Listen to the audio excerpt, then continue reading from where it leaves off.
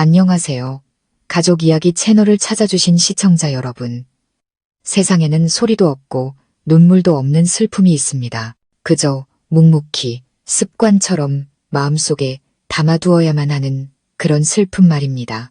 시집살이는 때로 누가 옳고 그른가의 문제가 아니라 내 집이라 부를 수 없는 곳에서 숨막히는 하루하루를 견뎌내야 하는 시간이기도 합니다. 저는 그저 참고 견디면 시댁 식구들이 저를 사랑해 줄 거라 믿었습니다.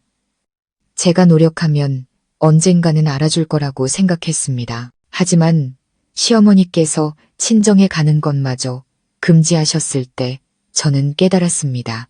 보이지 않는 선이라는 게 존재하고 침묵할수록 그 선은 저를 더 멀리 밀어낸다는 것을요. 저는 옳지 않았습니다. 원망도 하지 않았습니다. 저는 그저 묵묵히 저희 부모님을 시댁 바로 옆 작은 별장으로 모셔왔습니다. 그리고 그 사실을 알게 된 시댁 식구들은 모두 경악을 금치 못했죠. 제 이름은 이서연, 올해 32살입니다. 결혼 6년 차에 4살 된 아들 하나가 있고 지금은 둘째를 임신한 지 7개월째입니다. 남편 민준 씨는 부동산 업계에서 뼈대 있는 집안의 장남입니다. 결혼과 동시에 저는 경기도 외곽에 있는 3층짜리 호화로운 단독주택에서 시부모님 그리고 막내 시동생 부부와 함께 살았습니다.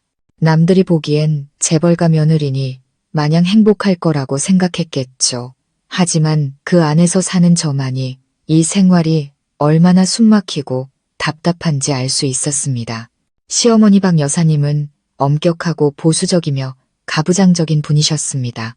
집안의 크고 작은 모든 일은 반드시 어머님의 손을 거쳐야 끝이 났죠. 어머님은 시집온 며느리는 이 집 사람이라는 철석 같은 믿음을 갖고 계셨습니다. 한번 시집 오면 오롯이 시댁에만 충실해야 한다고 생각하셨죠. 제가 처음 시집 왔을 때부터 시어머니는 저희 친정을 탐탁지 않아 하셨습니다. 저희 집이 가난해서 격에 맞지 않는다고 늘 생각하셨죠. 평생을 공무원으로 일하다 퇴직하신 저희 부모님은 조용하고 소박한 분들이셨습니다. 하지만 시어머니 눈에는 그저 제가 달고 온 짐처럼 보였을 뿐입니다. 대놓고 말씀하시진 않았지만 그쪽 집안은 이런 호사스러운 생활에 익숙지 않을 테니 굳이 요란하게 대접할 필요 없다. 괜히 며느리만 힘들지. 이제 시집 왔으니 이 집 사람이 된 거야.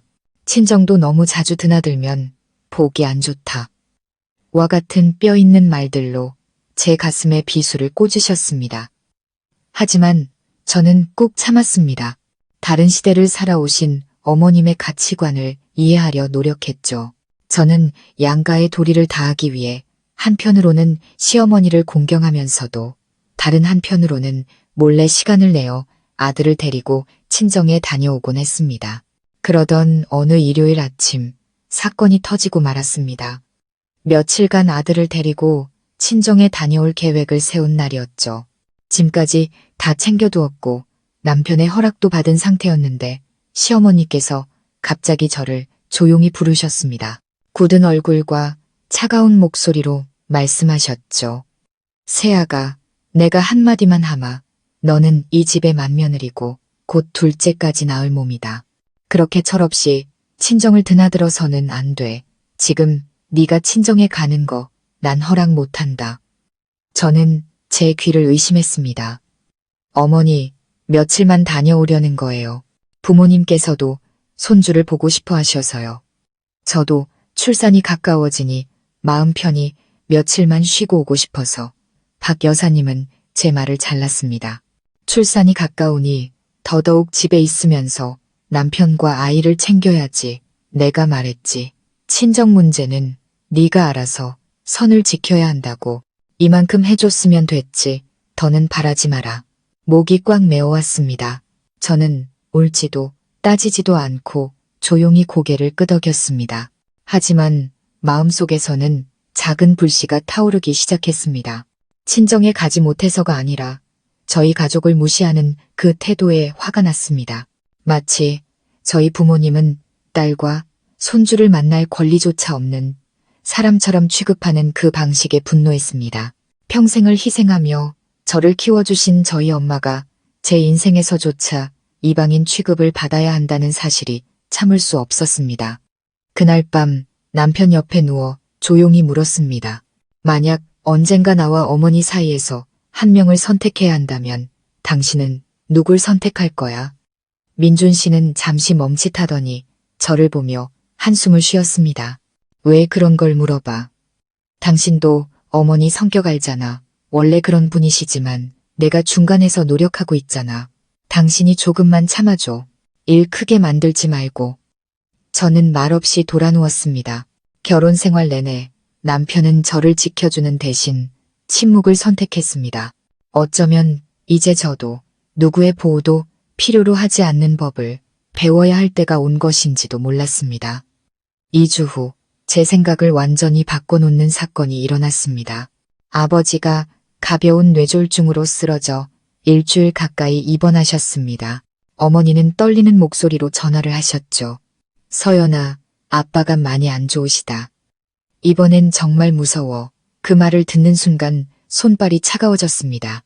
전화를 끊고 시어머니께 아버지 병문안을 다녀오겠다고 말씀드리려던 찰나 어머님은 제 가슴에 못을 박는 한마디를 던지셨습니다. 아버님이 아프신 건 그쪽 어머님이 챙기시겠지. 너는 임신한 몸으로 괜히 왔다 갔다 하지 마라. 그러다 무슨 일이라도 생기면 누가 책임질 거니. 저는 깨달았습니다. 시어머니 눈에 친정일은 더 이상 저와 아무 상관없는 일이었습니다. 그래서 저는 조용히 차를 빌려 혼자 병원으로 향했습니다. 그리고 제 마음속에서는 한 가지 계획이 세워지기 시작했습니다. 친정에 갈 수 없다면 친정을 내 곁으로 가져오면 되지 않을까? 한 달 뒤 저는 부모님께 조심스럽게 말씀드렸습니다. 제가 우리 집 바로 옆에 있는 단독주택을 살게요. 부모님, 이리로 이사 오세요. 하지만 시댁 식구들은 어쩌고? 어머니는 걱정하셨습니다. 걱정 마세요. 제가 다 알아서 할게요. 이제 그 누구도 엄마 아빠가 딸 만나는 걸 막을 수 없을 거예요.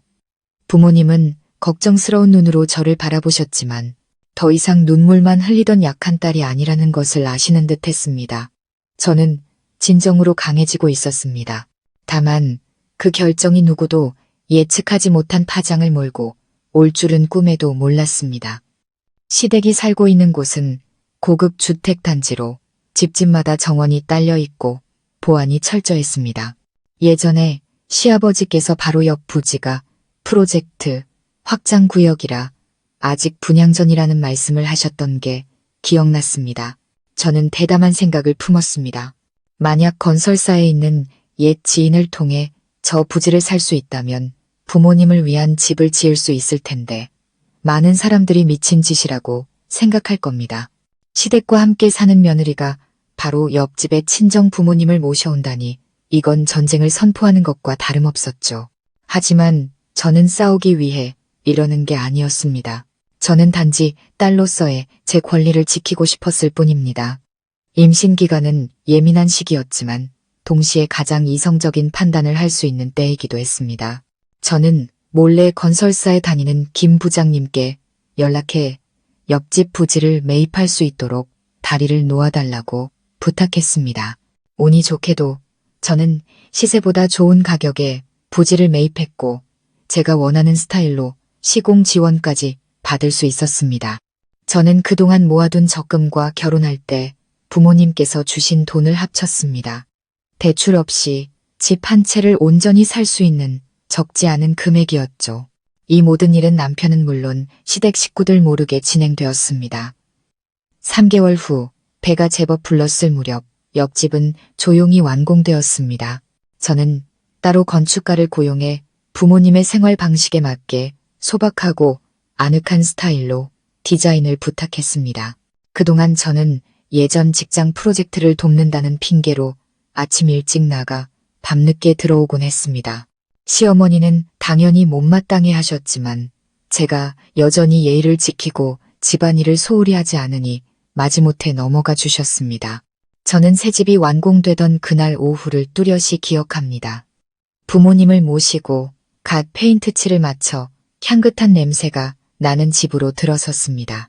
넓은 창으로 들어온 햇살이 아버지가 신문을 읽기 좋아하시는 자리에 놓인 나무 의자를 환하게 비추고 있었습니다. 어머니는 집안을 둘러보며 말을 잇지 못하셨습니다. 서연아, 이걸 정말 네가 엄마 아빠를 위해 한 거니? 저는 고개를 끄덕였습니다. 아버지는 돋보기 안경 너머로 눈물을 글썽이며 웃으셨습니다. 우리 딸이 이렇게 강하고 속이 깊은 아이인 줄 미처 몰랐구나. 저는 아버지의 거친 손을 잡았습니다. 평생 딸을 위해 모든 걸 바치신 손이었습니다. 그리고 어머니의 손을 꼭 잡으며 말했습니다. 이제 부모님 더 이상 외롭게 지내지 않으셔도 돼요. 딸과 손주가 바로 옆에 있을 거예요. 이제 누구도 우리의 천륜을 막을 수 없어요. 엄마. 부모님은 조용히 새 집으로 이사하셨습니다. 요란한 잔치도 문패도 없었습니다. 저는 밤에 작은 트럭을 이용해 가구들을 옮겼습니다. 이 모든 일을 조용히 처리한 것은 두려워서가 아니었습니다. 이 사실이 시어머니 귀에 일찍 들어가면 저를 가만두지 않을 거라는 걸 알았기 때문입니다. 저는 시댁에서 평소와 다름없이 생활하며 출산일을 기다렸습니다. 하지만 틈이 날 때마다 옆집에 들러 부모님과 차를 마시고 저녁을 먹고 아들 녀석이 오늘 무얼 배웠는지 제잘거렸습니다. 주말에는 아이를 데리고 가서 함께 시간을 보냈죠. 그것은 제게 주어진 유일한 숨통이었습니다. 한편 시어머니는 제가 드디어 말을 듣고 친정에 갈 생각을 접었다고 믿고 계셨습니다. 어머님의 그 모진 금지가 저로 하여금 눈앞에 새로운 친정을 만들게 했다는 사실은 꿈에도 모르셨겠죠. 한 번은 어머님이 무심코 말씀하셨습니다. 그래도 내가 한 번 야단치니 저 아이가 정신을 차렸어. 더는 친정 가겠다고 조르지 않잖니. 온 가족이 웃었지만 저는 입술만 깨물었습니다. 반박하지 않았지만 제 눈에는 숨길 수 없는 씁쓸함이 스쳤습니다. 그리고 운명의 날이 왔습니다. 저는 초봄에 예쁜 딸을 낳았습니다. 시어머니는 집에 산후도우미도 있고 식구들도 많으니 굳이 큰 병원에 갈 필요 없이 집에서 몸조리를 하라고 하셨습니다. 다행히 모든 것이 순조로웠고 저는 산모와 아이 모두 건강하게 퇴원했습니다. 제가 아이를 안고 집에 온 날 저희 부모님께서 찾아오셨습니다. 어머니는 손녀를 안고 아버지는 옆에서 아이를 어르셨죠. 저는 부모님을 시댁 본체가 아닌 두 분이 2달 넘게 살아오신 바로 옆집으로 모셨습니다. 불행히도 바로 그때 시어머니가 가사도우미를 시켜 저희 집에 채소 좀 얻어오라고 하셨습니다. 잠시 후 가사도우미는 하얗게 질린 얼굴로 돌아왔습니다. 사모님, 옆집에 낯선 분들이 계세요. 낯선 사람, 시어머니가 미간을 찌푸리셨습니다. 그 집 누가 샀다고 했지? 아직 빈집 아니었나? 잘 모르겠어요. 그런데 어떤 할머니가 아기를 안고 계시는데 꼭 사모님 사돈어른 같았어요. 예전에 우리 집에 오셨던 분이랑 똑같이 생겼어요. 할아버지도 계셨고요. 박 여사님의 얼굴이 굳어졌습니다. 뭐라고? 어느 집 사돈? 가사도우미가 작은 목소리로 답했습니다. 서연 씨, 부모님이요. 시어머니의 얼굴색이 순식간에 변했습니다. 어머님은 지체 없이 옆집으로 향했습니다. 제가 딸을 안고 있고 어머니는 막 아이를 재우셨으며 아버지는 찻상을 정리하고 계셨습니다. 박 여사님을 본 순간 집안의 공기는 팽팽한 활시위처럼 긴장감에 휩싸였습니다. 사부인. 어머니가 조심스럽게 불렀습니다. 박 여사님은 불이라도 뿜을 듯한 눈으로 집안을 훑어보셨습니다. 여긴 누구 집이냐? 저는 허리를 꼿꼿이 펴고 아이를 안은 채 대답했습니다. 제 집이에요. 제가 부모님께 사드린 집입니다. 박 여사님은 눈을 부릅떴습니다. 뭐, 다시 말해봐라. 제 집입니다. 제 돈으로 샀어요. 저희 부모님은 이제 여기서 손주들 곁에서 딸 곁에서 사실 겁니다. 네가 감히 온 식구를 속이고 이런 짓을 벌여? 이 시어미는 안중에도 없다는 거냐? 저는 어머님을 똑바로 쳐다보며 침착하게 말했습니다. 숨긴 게 아닙니다. 어차피 허락받을 수 없는 일이라는 걸 알았을 뿐입니다. 저는 저희 부모님의 딸이고 이 아이들의 엄마입니다. 제 아이들이 외가 없이 자라게 할 수는 없습니다. 그리고 이 아이가 독단적인 금지령으로 가족이 분열되는 집에서 자라게 하고 싶지도 않습니다. 방 안은 깊은 침묵에 잠겼습니다. 시어머니는 돌처럼 굳어서 계셨습니다. 그리고는 아무 말 없이 돌아서 나가셨습니다. 저는 그 뒷모습을 보며 더 이상 분노를 느끼지 않았습니다. 마치 오랫동안 손목을 올가매던 밧줄이 풀린 듯 가벼운 해방감마저 들었죠. 저는 알았습니다. 이 지진은 이제 막 시작되었을 뿐이라는 것을요. 다음날 아침, 시어머니가 아무 말 없이 옆집을 나섰던 그 밤이 지나고 저는 무슨 일이 벌어질지 예상하고 있었습니다. 예상대로 오전 10시가 채 되기도 전에 남편 민준 씨가 심각한 얼굴로 방에 들어왔습니다. 어머니가 가족회의를 소집하셨어. 지금 바로. 저는 마침 기저귀를 갈고 있었고 큰아들 녀석은 책상에서 색칠놀이를 하고 있었습니다. 저는 민준 씨를 바라보며 잔물결 하나 잃지 않는 눈빛으로 말했습니다. 회의라면 해야죠. 옷 좀 갈아입을게요. 남편이 한숨을 쉬었습니다. 왜 나한테 미리 말하지 않았어? 이렇게 큰일을 벌여놓고 내가 마지막으로 알게 되다니. 저는 대답하지 않았습니다. 어떤 일들은 굳이 설명이 필요 없었습니다. 과거가 이미 모든 것을 설명해 주었으니까요. 제가 편들어줄 사람이 필요할 때마다 그는 늘 침묵을 택했습니다. 그렇다면 오늘 저는 행동을 택하기로 했습니다. 10분도 채 되지 않아 저는 딸을 안고 아들 손을 잡고 거실로 내려갔습니다. 온 가족이 모여 있었습니다. 시아버님은 중앙에 앉아 계셨고 평온한 얼굴 뒤에 무언가 다른 감정이 숨겨져 있었습니다. 시어머니는 그 옆에 앉아 염주를 꽉 쥔 채 저를 뚫어지게 쳐다보고 계셨습니다. 막내 시동생 부부도 맞은편 소파에 조용히 앉아 있었습니다. 처음 1분간 아무도 말을 꺼내지 않았습니다. 저는 조용히 자리에 앉아 딸을 옆에 있는 아기 바구니에 내려놓고 시아버님을 바라보았습니다. 아버님이 먼저 입을 여셨습니다. 목소리는 낮았지만 단호했습니다. 어제 내 어머니에게 들었다. 내 친정 부모님께서 우리 집 옆으로 이사 오셨다는 이야기 말이다. 저는 고개를 끄덕였습니다. 네, 아버님, 제가 사들인 집입니다. 내 돈으로 산 것이냐? 네, 누구에게도 손 벌리지 않았습니다. 시아버님은 저를 잠시 바라보시더니 더는 묻지 않고 가볍게 고개를 끄덕이셨습니다. 하지만 곧바로 시어머니의 목소리가 높아졌습니다. 돈이 문제가 아니다. 이건 자격과 도리의 문제야. 네가 한 짓이 옳다고 생각하느냐? 온 가족을, 내 남편까지 감쪽같이 속이고 친정부모를 바로 옆집에 들여. 이 집이 시장통인 줄 알아? 저는 어머님을 향해 여전히 작은 목소리로 말했습니다. 숨긴 게 아닙니다. 미리 말씀드리면 어머님께서 반대하실 걸 알았고 저는 이 일을 하지 않을 수 없었습니다. 아버지는 뇌졸중으로 쓰러지셨고 저는 만삭의 몸으로 누구 하나 돌봐줄 사람 없었습니다. 어머님의 금지령 때문에 친정에도 갈 수 없었고요. 그렇다면 제가 친정을 가까이로 모셔오는 게 그렇게 잘못된 일인가요? 괘씸한 것. 시어머니는 분노에 차 책상을 내리치셨습니다. 여기는 박씨 집안의 본가다. 어디 외부 사람이 발을 들여 누가 허락했지. 저는 딸아이의 담요를 살짝 움켜쥐면서도 평정심을 잃지 않았습니다. 어머니, 저는 부모님을 이 집에 모신 게 아닙니다. 같이 살자고 한 것도 한솥밥을 먹자고 한 것도 아닙니다. 그분들은 단지 옆에 있는 그분들의 집에 사실 뿐입니다. 어머님은 외부 사람이라고 하시지만 그분들은 저를 낳아주신 분들입니다. 만약 그분들이 손주를 만날 권리가 없다면 그건 도리에 맞는 일일까요? 방 안의 공기는 무겁게 가라앉았습니다. 시아버님은 침묵하셨고 민준 씨는 고개를 숙인 채 말이 없었습니다. 저는 놀라지 않았습니다. 그는 언제나 그랬으니까요. 막내 시동생이 조심스럽게 입을 열었습니다.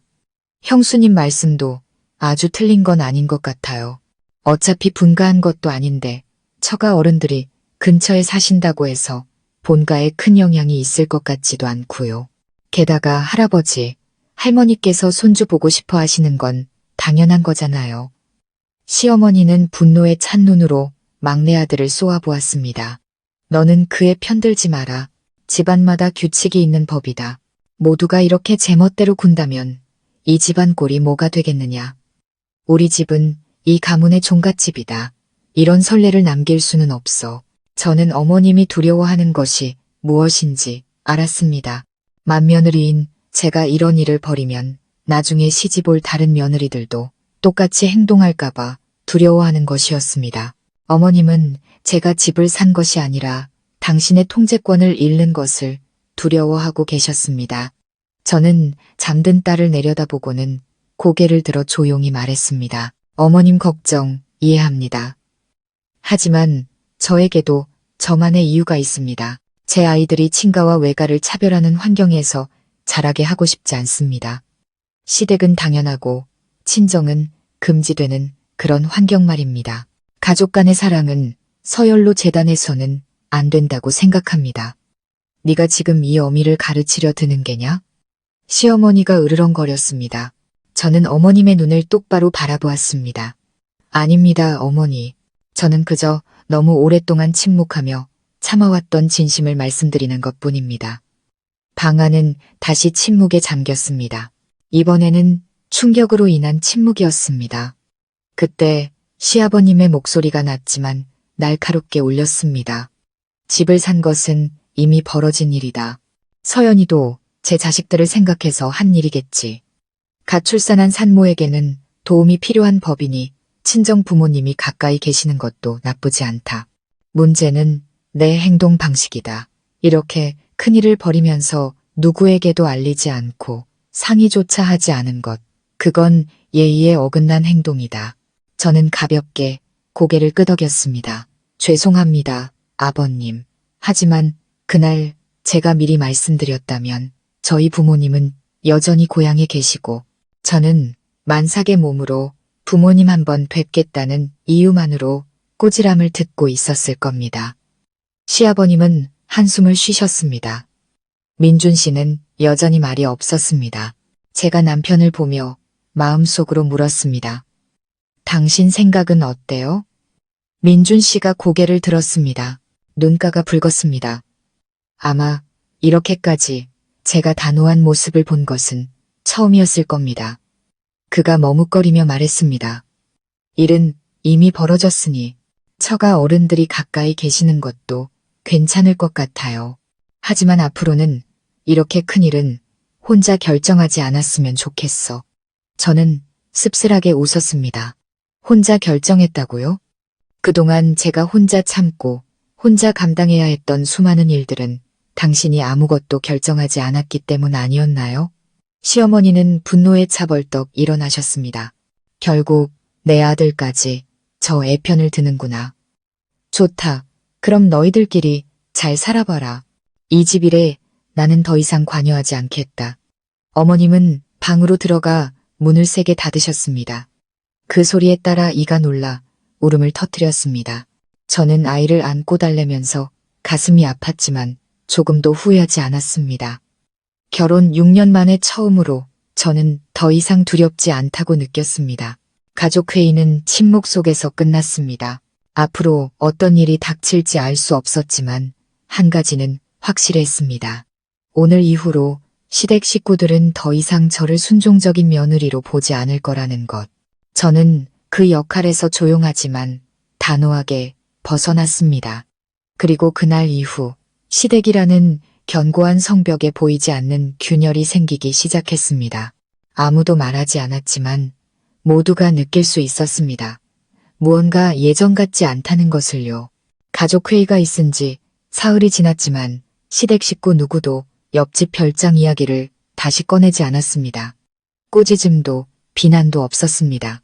모든 것이 침묵에 잠겨 있었죠. 그리고 바로 그 침묵이 저를 불안하게 했습니다. 평소 식사 시간마다 목소리를 높이시던 시어머니는 이상할 정도로 말이 없으셨습니다. 제가 외부인을 옆집에 들였다는 사실에 대해 어떠한 잔소리도 비난도 하지 않으셨습니다. 심지어 평소처럼 쏘아보는 눈길조차 없었죠. 그 속을 알 수 없는 눈빛이 오히려 저를 더 긴장하게 했습니다. 아침마다 차를 마시고 염주를 돌리는 모습은 여전했지만 저는 그 평온한 표정 아래 거대한 파도가 일고 있음을 직감했습니다. 저는 경계 태세를 늦추지 않았습니다. 남편 민준 씨는 여전했습니다. 그날 회의 이후 그는 저를 피하는 듯한 태도를 보였습니다. 저를 비난하지도 않았지만 그렇다고 제 편을 들어주지도 않았죠. 우리 사이의 대화는 점점 줄어들었습니다. 그를 원망하지는 않았지만 제 마음도 서서히 식어갔습니다. 때때로 아이를 안고 발코니에 나가 저편 별장을 바라보면 어머니가 화초에 물을 주고 아버지가 차를 우리는 모습이 보였습니다. 그럴 때면 마음이 따뜻하고 편안해졌습니다. 그러다 다시 제가 사는 이 집, 남편과 시어머니가 있는 곳을 돌아보면 문득 한기가 느껴졌습니다. 어느 날 정오, 제가 아이에게 젖을 물리고 있는데 거실에서 시어머니가 통화하는 소리가 들렸습니다. 목소리는 작았지만 똑똑히 들렸습니다. 그래, 나도 생각 중이다. 이대로 가만히 있을 수는 없지. 여자가 저렇게 기세등등해서야 어디 가풍이 서겠어. 시간을 좀 더 두고 보자. 제발로 이 집에서 나가게 만들어야지. 저는 숨을 멈췄습니다. 누구와 통화하는지는 알 수 없었지만 그 말들은 차가운 물벼락처럼 제 얼굴에 쏟아졌습니다. 더 이상 의심의 여지가 없었습니다. 그 침묵은 용서가 아니었습니다. 그것은 준비였습니다. 거대한 장기판이 펼쳐졌고 저는 말을 쥔 사람이 아니라 그저 하나의 말에 불과했습니다. 그날 이후 저는 말 한마디, 행동 하나하나에 더욱 신중해졌습니다. 낮에는 아이를 데리고 옆집에 가지 않고 조용한 저녁 시간을 틈타 잠시 들렀습니다. 저는 집안의 작은 변화들에도 주의를 기울이기 시작했습니다. 시어머니는 갑자기 가사도우미에게 다정하게 대하며 따로 방으로 불러 대화하는 횟수가 잦아졌습니다. 시동생의 아내, 즉 동서의 태도도 이상했습니다. 예전에는 저와 수다를 떨곤 했는데 이제는 눈에 띄게 거리를 두었습니다. 아마도 시어머니가 동맹을 모으기 시작한 것 같았습니다. 어느 날 저녁 온 가족이 식사를 하는데 시어머니가 갑자기 입을 열었습니다. 어제 집안 어른이신 작은 고모님께 전화가 왔더라. 어쩌다 우리 집안 옆에 외부 사람이 들어와 사느냐고 걱정하시더구나. 지나가는 사람들이 보면 두 집이 이어진 집인 줄 알겠다고 말이야. 밥상에 정적이 흘렀습니다.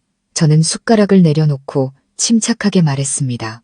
네, 제가 조심하고 있습니다. 저희 집에 피해가 가지 않도록요. 친척 어른들께서 오해하신다면 잘 설명드리면 될 것 같습니다. 시어머니는 저를 흘끗 보며 비웃었습니다. 설명. 내 생각에 누가 믿을 것 같으냐? 남들이 보기에 내 친정 부모가 바로 옆에 사는데 아무런 관여가 없다고 하면 믿겠어. 저는 고개를 들었습니다. 저는 남들의 오해는 두렵지 않습니다. 다만 집안 식구들이 오해하는 것이 두려울 뿐입니다. 저희 부모님은 조용하고 점잖게 살고 계시고 저는 시댁돈 한 푼 받아서 부모님을 챙겨드린 적 없습니다. 그런데 왜 부끄러워해야 하죠? 분위기는 순식간에 얼어붙었습니다. 민준 씨가 제 밥그릇에 고기 반찬을 올려주며 분위기를 풀어보려 했지만 이미 아무런 의미가 없었습니다. 남자가 행동으로 아내를 지켜주지 못할 때 그런 작은 위로는 찢어진 옷을 꿰매는 임시방편에 불과했습니다. 식사 후 저는 아이를 데리고 방으로 올라갔습니다. 한밤중에 아이가 배앓이를 하는지 울기 시작했습니다. 저는 아이를 안고 달래느라 땀을 뻘뻘 흘렸습니다. 민준 씨는 옆에서 뒤척이기만 할 뿐 일어나지 않았습니다. 그를 탓하지 않았습니다. 첫째 때부터 그의 습관이었으니까요. 저는 아이를 안고 발코니로 나갔습니다. 시원한 밤바람을 쐬자 아이가 조금 진정되었습니다. 옆집 별장을 보니 아직 불이 켜져 있었습니다. 아마 어머니가 주무시지 않은 모양이었습니다. 문득 눈물이 왈칵 쏟아질 것 같았습니다. 언제부터였을까요? 친정이 제게 가장 안전한 피난처가 된 것이. 판단받지 않고 기댈 수 있는 곳, 약한 모습을 보여도 귀찮은 여자, 취급받지 않는 곳 말입니다. 며칠 후 민준 씨가 갑자기 제안을 했습니다. 우리 분가에서 나가는 건 어때? 집에 식구들도 많고 생활하기 불편하잖아. 마침 친구가 이 근처에 아파트를 내놨는데 거기로 이사 가면 조용하고 편할 것 같아. 저는 그를 뚫어지게 쳐다보았습니다. 당신 말은 나더러 이 집에서 나가라는 뜻이야? 그런 게 아니야. 그가 당황하며 말했습니다. 어머니가 언짢아 하시고 당신도 스트레스 받으니까 따로 사는 게 더 나을 것 같아서 그래. 저는 씁쓸하게 웃었습니다. 스트레스를 주는 건 당신 어머니인데 물러나야 하는 건 왜 나여야 하죠? 민준 씨는 침묵했습니다. 저는 아이를 안고 일어섰습니다. 아니요. 저는 어디에도 가지 않을 거예요. 저는 잘못한 게 없어요. 그저 딸로서, 엄마로서 제 도리를 다했을 뿐이에요. 누군가가 제 가족의 존재를 인정하지 않는다는 이유만으로 제가 속한 곳에서 스스로 물러나지는 않을 겁니다. 그날 밤 우리 부부는 더 이상 대화하지 않았습니다. 저는 시어머니가 이제 심리적인 압박을 가하기 시작했다는 것을 알았습니다. 제가 이 집에서 이방인처럼 느끼게 만든 다음 다른 사람의 입을 빌려 저를 교묘하게 밀어내려는 속셈이었죠. 하지만 어머님은 한 가지를 잊으신 것 같았습니다. 저는 더 이상 과거처럼 고개만 숙이던 순종적인 며느리가 아니라는 것을요. 일주일이 지났습니다. 숨막히는 긴장감 속에서 누구도 더 이상 제 부모님에 대한 이야기를 꺼내지 않았지만 모두가 시어머니가 무언가 꾸미고 있다는 것을 느낄 수 있었습니다. 그 며칠 동안 어머님은 이상할 정도로 조용했습니다. 화를 내지도 꾸짖지도 않았지만 친척들에게 자주 전화를 걸거나 만남을 가진 뒤 집에 돌아와서는 깊은 한숨을 쉬며 생각에 잠긴 표정을 지으셨습니다.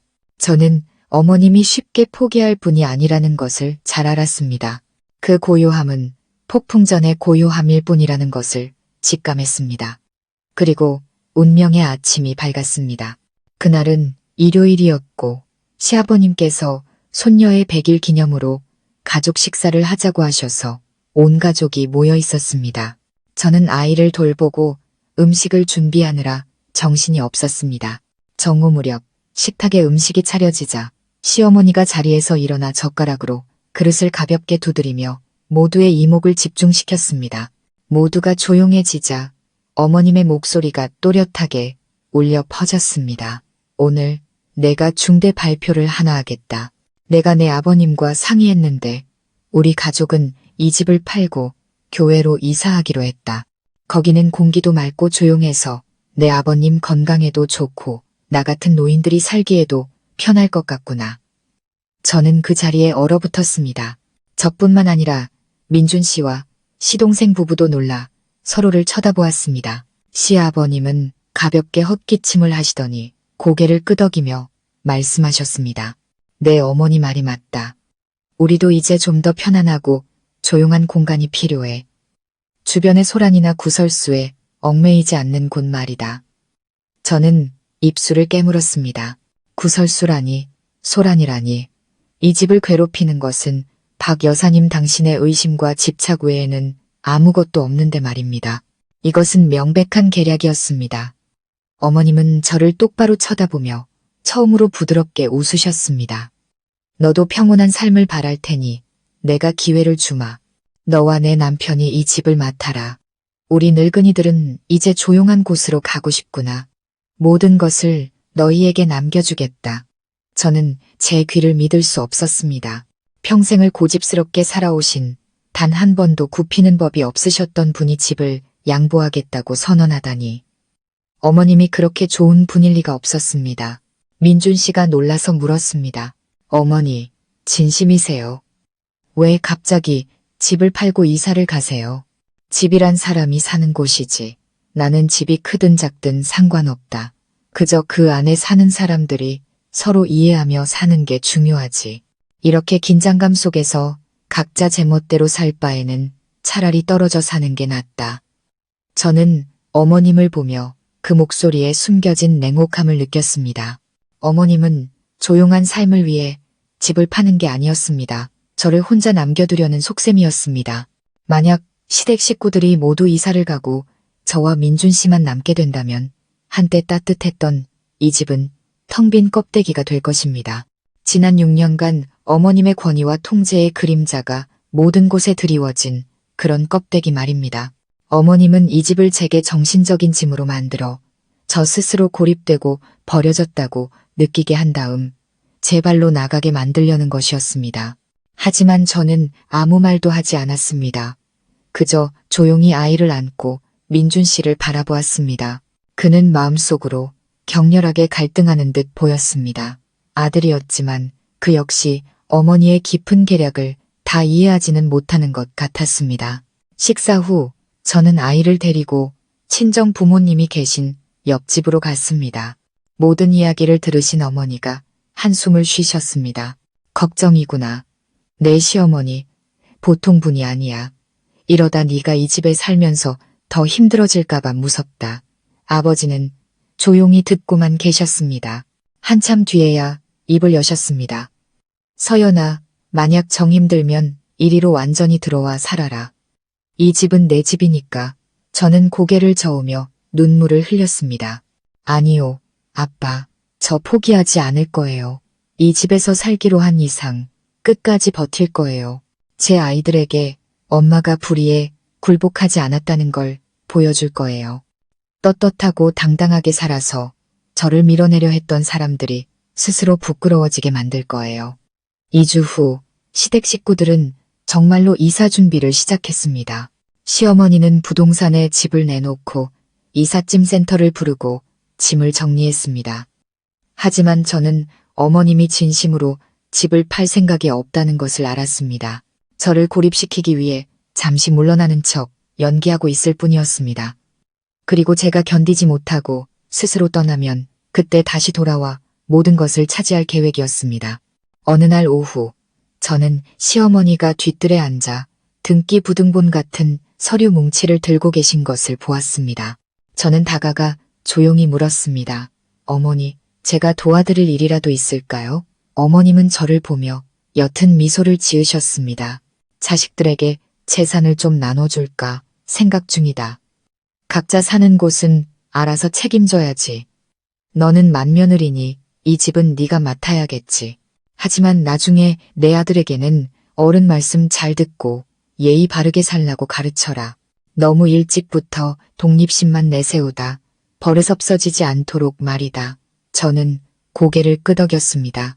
네, 어머니. 아이에게 올바른 것이 무엇인지 잘 가르치겠습니다.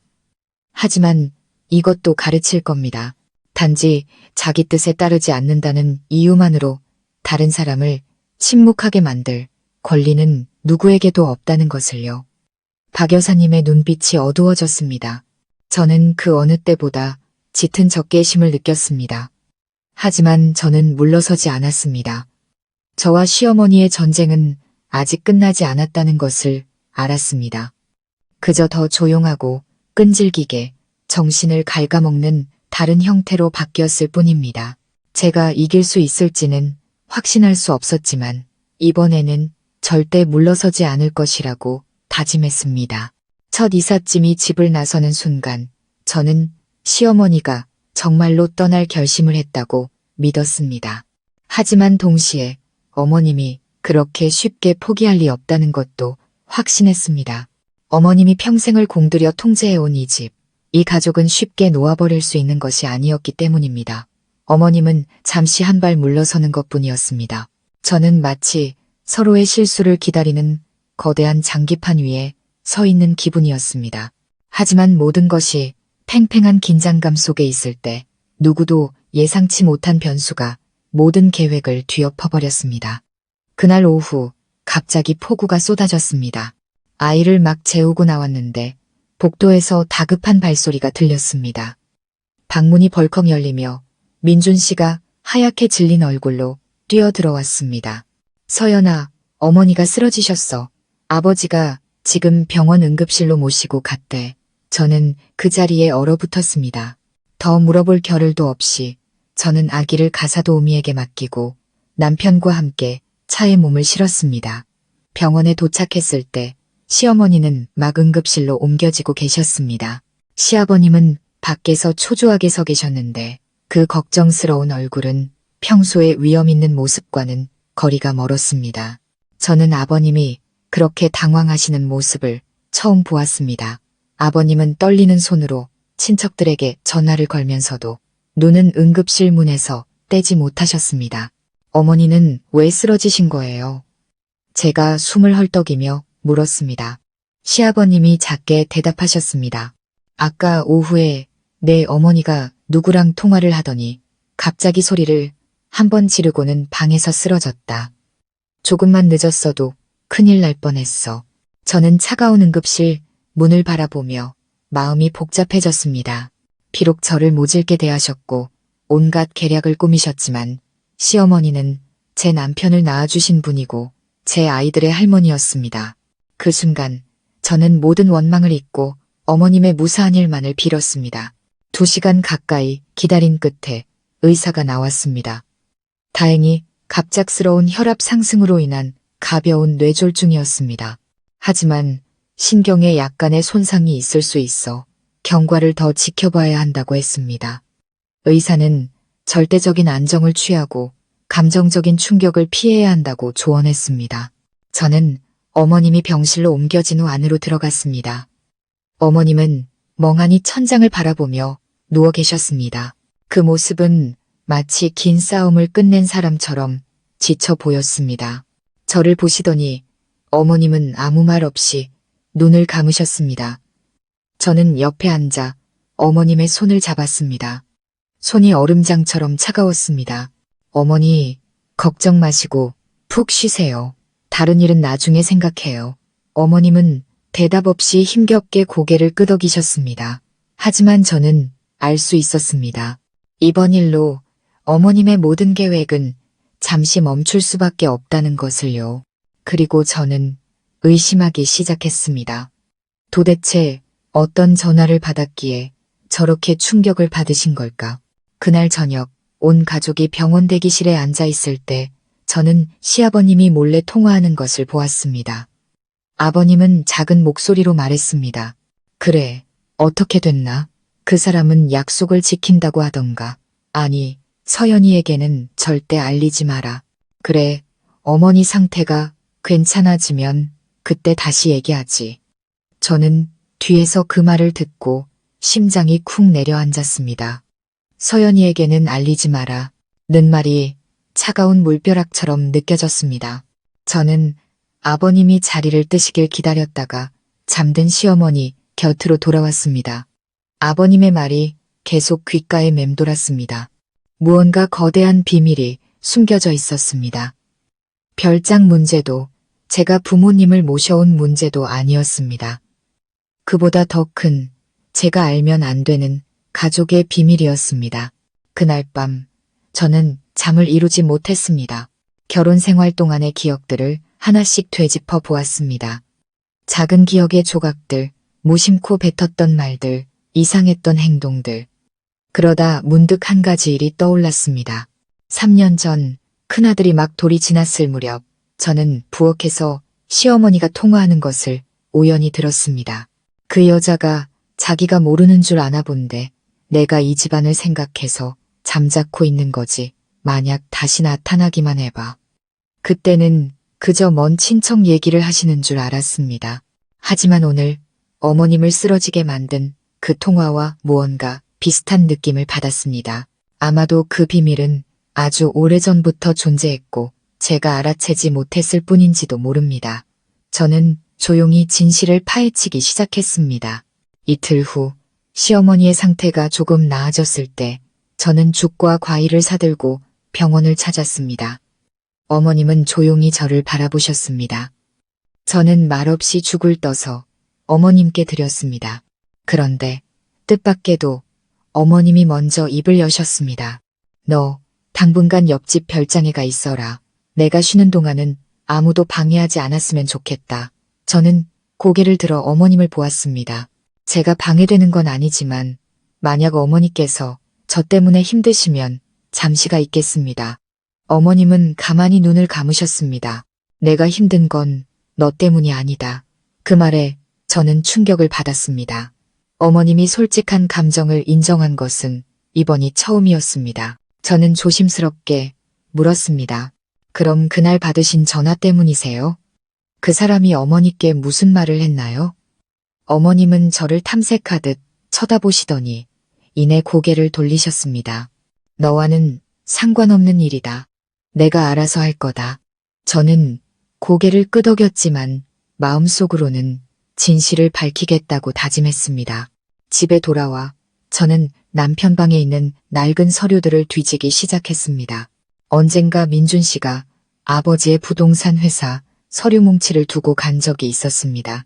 그때는 무심코 넘겼지만 지금은 달랐습니다. 저는 책장을 뒤졌습니다. 그리고 놀랍게도 그 서류 뭉치 사이에서 비밀스러운 계약서 한 장을 발견했습니다. 저희 집 바로 옆 별장을 처음으로 구매하려 했던 사람은 제가 아니었습니다. 저는 계약서에 적힌 이름을 보고 그 자리에 얼어붙었습니다. 윤지수, 누구인지 몰랐습니다. 하지만 한 가지는 확실했습니다. 윤지수라는 그 여자는 시아버지와 관련이 있다는 것. 저보다 먼저 그 땅을 처리할 권한이 있는 사람은 아버님뿐이었기 때문입니다. 그렇다면 왜 그 계약은 성사되지 않았을까요? 그리고 왜 시어머니는 그 전화 한 통에 쓰러지신 걸까요? 진실은 단순한 고부 갈등이 아니었습니다. 저는 우연히 다른 비밀의 문을 건드린 것이었습니다. 만약 제가 그 비밀을 알게 된다면 시댁 전체가 뒤흔들릴지도 모르는 그런 비밀을 말입니다. 윤지수라는 이름이 적힌 계약서를 든 제 손이 떨렸습니다. 이 여자는 누구일까? 왜 우리 집 바로 옆 별장을 사려고 했을까? 그리고 무엇보다 늘 과묵하고 점잖으셨던 시아버님은 왜 이 사실을 숨기려 하셨을까? 저는 그 의문을 품고 일주일을 보냈습니다. 남편에게도 시어머니에게도 말하지 않았습니다. 제 손으로 직접 진실을 찾고 싶었습니다. 그리고 진실은 생각보다 빨리 제게 다가왔습니다. 어느 월요일 아침 아이에게 젖을 물리고 있는데 낯선 번호로 전화가 걸려왔습니다. 여보세요? 수화기 너머로 부드럽지만 단단한 여성의 목소리가 들렸습니다. 안녕하세요. 저는 윤지수라고 합니다. 아마 저를 찾고 계셨을 것 같아서요. 저는 그 자리에 얼어붙었습니다. 화면에 뜬 발신자 이름을 보며 마음이 복잡해졌습니다. 네, 누구시라고요? 제가 예전에 그 별장을 사려던 사람입니다. 하지만 모든 게 중단됐죠. 누구를 탓하려는 건 아닙니다. 그저 한번 만나 뵙고 싶어서요. 모든 걸 말씀드리고 저는 떠나겠습니다. 저는 잠시 망설였지만 이내 승낙했습니다. 우리는 집에서 차로 10분 거리에 있는 작은 카페에서 만나기로 했습니다. 저는 약속 장소에 먼저 도착해 가슴이 터질 듯한 긴장감 속에서 그녀를 기다렸습니다. 잠시 후 그녀가 나타났습니다. 윤지수라는 그 여자는 50대 초반으로 보였고 아담한 체구에 머리를 단정하게 묶고 있었습니다. 평범한 인상이었지만 그 눈빛에는 깊은 세월의 흔적이 담겨 있었습니다. 그녀는 제 맞은편에 앉아 낡은 검은색 가죽 가방을 꼭 쥔 채 입을 열었습니다. 제가 누군지 아시죠? 제가 먼저 물었습니다. 아니요. 박 회장님의 며느님이시죠. 그분 아드님의 아내. 그 이름을 듣는 순간 가슴이 철렁했습니다. 시아버님은 늘 엄격하고 과묵하셨습니다. 화를 내거나 평정심을 잃는 모습을 본 적이 없었습니다. 하지만 저는 직감했습니다. 아버님과 이 여자 사이에는 깊은 인연이 있다는 것을요. 윤지수 씨는 물을 한 모금 마시고는 말을 이었습니다. 저와 박 회장님은 30년 전에 사랑했던 사이입니다. 저는 할 말을 잃었습니다. 우리는 대학 시절부터 사랑했지만 그분은 다른 여자와 결혼했습니다. 지금의 사모님이죠. 원망하지는 않습니다. 그때 저는 가난했고 그분은 가문과 격이 맞는 사람과 결혼해야 한다는 압박을 받으셨으니까요. 하지만 저는 서울에 남아 평생 결혼하지 않았습니다. 저는 충격에 휩싸였습니다. 결혼을 안 하셨다고요? 그녀는 씁쓸하게 웃으며 고개를 저었습니다. 딸이 하나 있지만 남편은 없습니다. 공기는 무겁게 가라앉았습니다. 어렴풋한 진실의 윤곽이 제 머릿속에 그려졌습니다. 그녀는 말을 이었습니다. 몇 년 전 그분이 조용히 저를 찾아왔습니다. 그때 저는 이 도시를 떠나 조용한 곳에서 살려고 했습니다.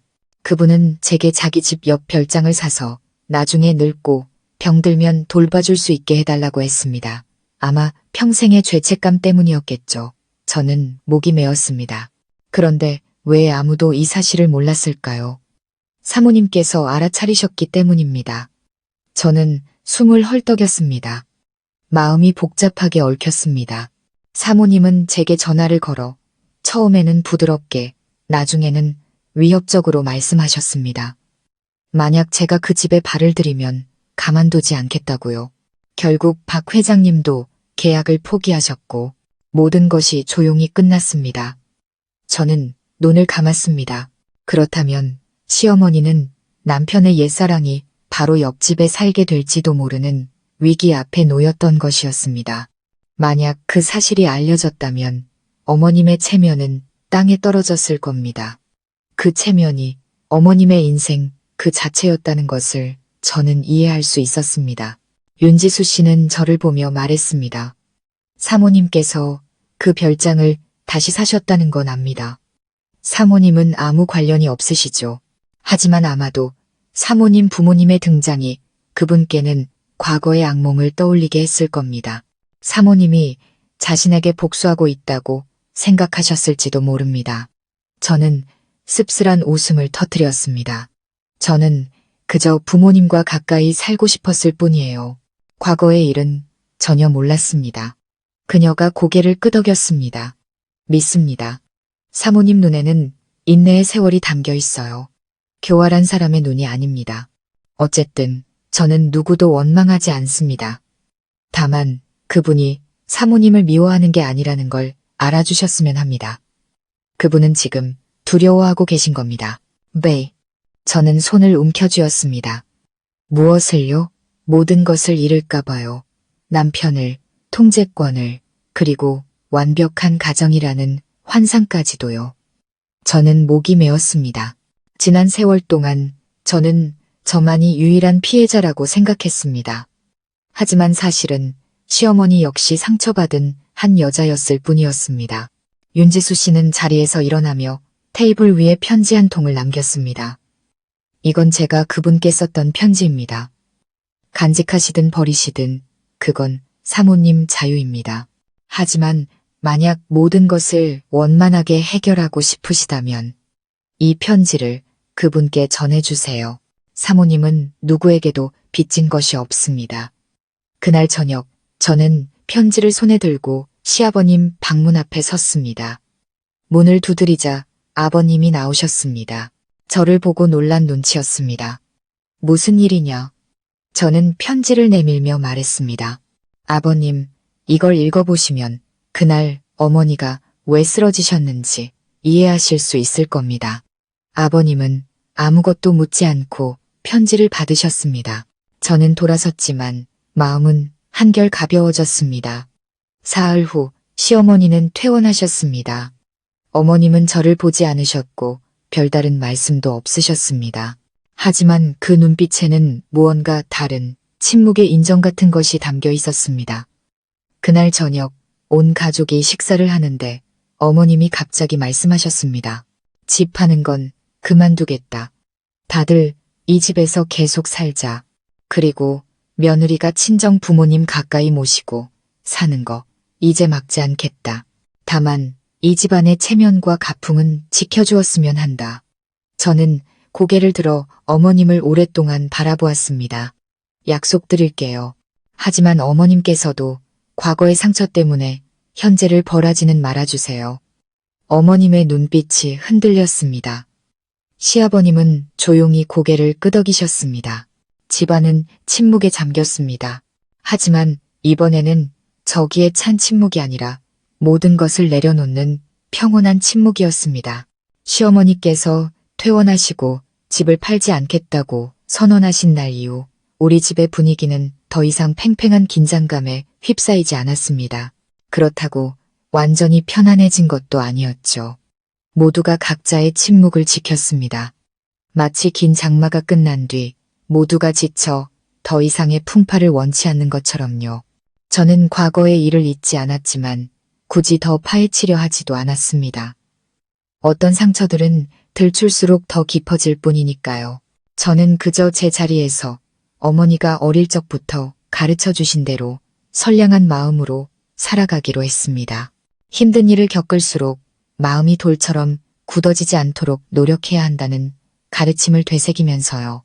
매일 저는 아이들을 돌보고 큰아들을 유치원에 데려다 주고 옆집에 계신 부모님을 찾아뵈었습니다. 어머니는 저녁 무렵이면 반찬 몇 가지를 더 만들어 조용히 저희 집 부엌에 두고 가셨습니다. 시댁 식구들을 불편하게 할까봐 아무 말씀도 질문도 없이요.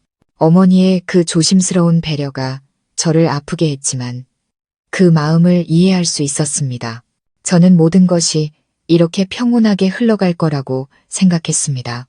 그러던 어느 날 민준 씨가 망설이는 눈빛으로 집에 돌아왔습니다. 서연아, 어머니가 다음 주 증조할아버지 제사에 온 친척들을 다 부르겠다고 하셔. 큰 상을 차려야 하니 당신더러 음식 준비를 좀 맡아달라고 하시네. 저는 고개를 끄덕였습니다. 네, 알겠어요. 늘 하던 일인데요. 민준 씨가 입술을 깨물었습니다. 그런데 어머님이 장인, 장모님도 초대하라고 하셨어. 저는 잠시 멈칫했습니다. 제가 잘못 들었나 싶었습니다. 어머니가요. 저희 부모님을요. 응, 어머니가 직접 말씀하셨어. 이왕 사돈을 맺었으니 조상님 제사에도 참석해서 예를 표하는 게 도리 아니겠냐고. 당신이 놀랄 줄 알았어. 놀라다니요. 이건 경악에 가까웠습니다. 친정에 가는 것조차 금지하고 저희 부모님을 가문이 맞지 않는다며 무시했던 시어머니가 이제는 조상님 제사에 초대하시겠다니 무언가 정말로 변하고 있었습니다. 저는 부모님께 이 소식을 전했습니다. 어머니는 저보다 더 놀라셨습니다. 내가 가도 괜찮을까? 괜히 어색하기만 할 텐데. 평생 한 상에 앉아본 적도 없는데 시댁 제사에 참여하다니. 그래도 정식으로 초대하신 거잖아요. 어머니, 아버지가 안 가시면 오히려 저만 불효녀가 될 거예요. 어머니는 침묵하셨고 아버지는 고개를 끄덕이셨습니다. 가야지. 어른이 먼저 마음을 열었는데 젊은 우리가 피할 수는 없지. 내 시어머니가 첫걸음을 떼지 못하면 우리 딸이 평생 혼자 걸어가야 할 게 아니냐. 저는 목이 메었습니다. 아버지는 말이 없으셨지만 한마디 한마디가 깊은 울림을 주셨습니다. 제삿날 저는 새벽부터 일어났습니다. 가사 도우미와 동서 그리고 저까지 세 여자가 새벽 5시부터 부엌에서 분주하게 움직였습니다. 시어머니도 일찍 부엌에 내려오셨지만 평소와는 달랐습니다. 나물 하나하나를 감시하지도 제가 양념하는 방식을 타박하지도 않으셨습니다. 그저 잠시 지켜보시다가 조용히 찬물을 따르실 뿐이었습니다. 문득 바람처럼 가벼운 어머님의 목소리가 들렸습니다. 내가 조금만 더 부드러웠더라면 일이 이 지경까지 오지는 않았을 텐데. 저는 돌아보았습니다. 어머님의 눈은 먼 허공을 향해 있었습니다. 저는 아무 말도 하지 않았지만 코끝이 찡해왔습니다. 오전 10시쯤 부모님께서 도착하셨습니다. 저는 급히 문으로 달려가 부모님을 맞았습니다. 아버지는 하얀 셔츠를 단정하게 차려입으셨고 어머니는 고운 빛깔의 한복을 입고 계셨습니다. 손에는 손수 만든 떡과 과일이 담긴 바구니가 들려 있었습니다. 한때 이방인 취급을 받았던 이 웅장한 집을 올려다보는 어머니의 눈빛에서 어색함이 느껴졌습니다. 저는 어머니의 손을 꼭 잡았습니다. 엄마, 걱정 마세요. 오늘은 모든 게 다를 거예요. 저는 부모님을 안으로 모셨습니다. 거실은 이미 친척들로 북적이고 있었습니다. 부모님이 들어서자 몇몇 시댁 친척들이 돌아보았습니다. 조용히 고개를 끄덕이는 사람도 수군거리는 사람도 있었습니다. 하지만 가장 예상치 못한 것은 시어머니의 행동이었습니다. 박 여사님은 재단 쪽에서 걸어나와 저희 부모님 앞에 똑바로 서셨습니다. 고개를 숙이지는 않으셨지만 그 목소리에는 처음으로 가시가 없었습니다. 사돈어른 와주셔서 감사합니다. 안으로 들어오셔서 차 한잔 하시지요. 어머니는 당황하셨습니다. 아닙니다. 사부인. 저희는 조상님께 예를 올리고 밖에서 아이들을 돕겠습니다. 박 여사님은 고개를 저으셨습니다. 아닙니다. 오늘은 제삿날이니 시댁 친정 구분 없습니다. 사돈이라면 모두 한 가족이지요. 저는 뒤에서 그 모습을 보며 눈물이 핑 돌았습니다. 그날 점심, 제 인생 처음으로 양가 부모님이 한 상에 마주 앉으셨습니다. 어머니는 시어머니 옆에 앉아 여전히 어색해하셨지만 예전처럼 주눅 들지는 않으셨습니다. 아버지는 시아버님과 조용하지만 진솔한 대화를 나누셨습니다. 의심의 눈초리를 보내던 시댁 친척들도 이제는 고향 이야기, 손주 이야기를 물어왔습니다. 제 아들 녀석이 쪼르르 달려와 외쳤습니다. 외할머니, 할머니가 외할머니 닭고기 드시래요. 밥상에 웃음이 터졌고 얼어붙었던 공기는 봄눈처럼 녹아내렸습니다. 오후에 손님들이 모두 돌아가고 저는 민준 씨, 동서와 함께 마당을 정리했습니다. 시어머니는 2층 난간에 서서 아래를 내려다보고 계셨습니다. 제가 고개를 들자 두 여자의 눈이 마주쳤습니다. 아무 말도 오가지 않았지만 저는 어머님의 눈에서 더 이상 원망이 아닌 늙은이의 피로감과 약간의 체념을 읽을 수 있었습니다. 어머님은 사과하지 않으셨지만 저는 알았습니다. 어떤 행동들은 가장 진솔한 침묵의 사과라는 것을요. 그날 밤 어머니가 문자를 보내셨습니다. 내 시어머니와 마주 앉아 차를 마시는 날이 올 줄은 몰랐다. 이것만으로도 나는 만족한다. 나머지는 내 몫이다. 나중에 내 아이들도 엄마가 너를 자랑스러워하는 것처럼 너를 자랑스러워할 수 있도록 그렇게 살아라. 저는 울음을 터뜨렸습니다. 저는 싸워서 이긴 것이 아니었습니다. 복수로 안갚음한 것도 아니었습니다. 저는 그저 묵묵히 제 삶을 살았고 시간은 무엇을 지키고 무엇을 놓아야 하는지를 증명해 주었습니다. 그리고 그날의 제사는 시댁과 친정이라는 두 세계가 처음으로 하나가 된 순간이었습니다. 여전히 아물지 않은 상처는 있었지만 진심이 있다면 모든 것은 결국 가물게 된다는 것을 알기에 충분했습니다.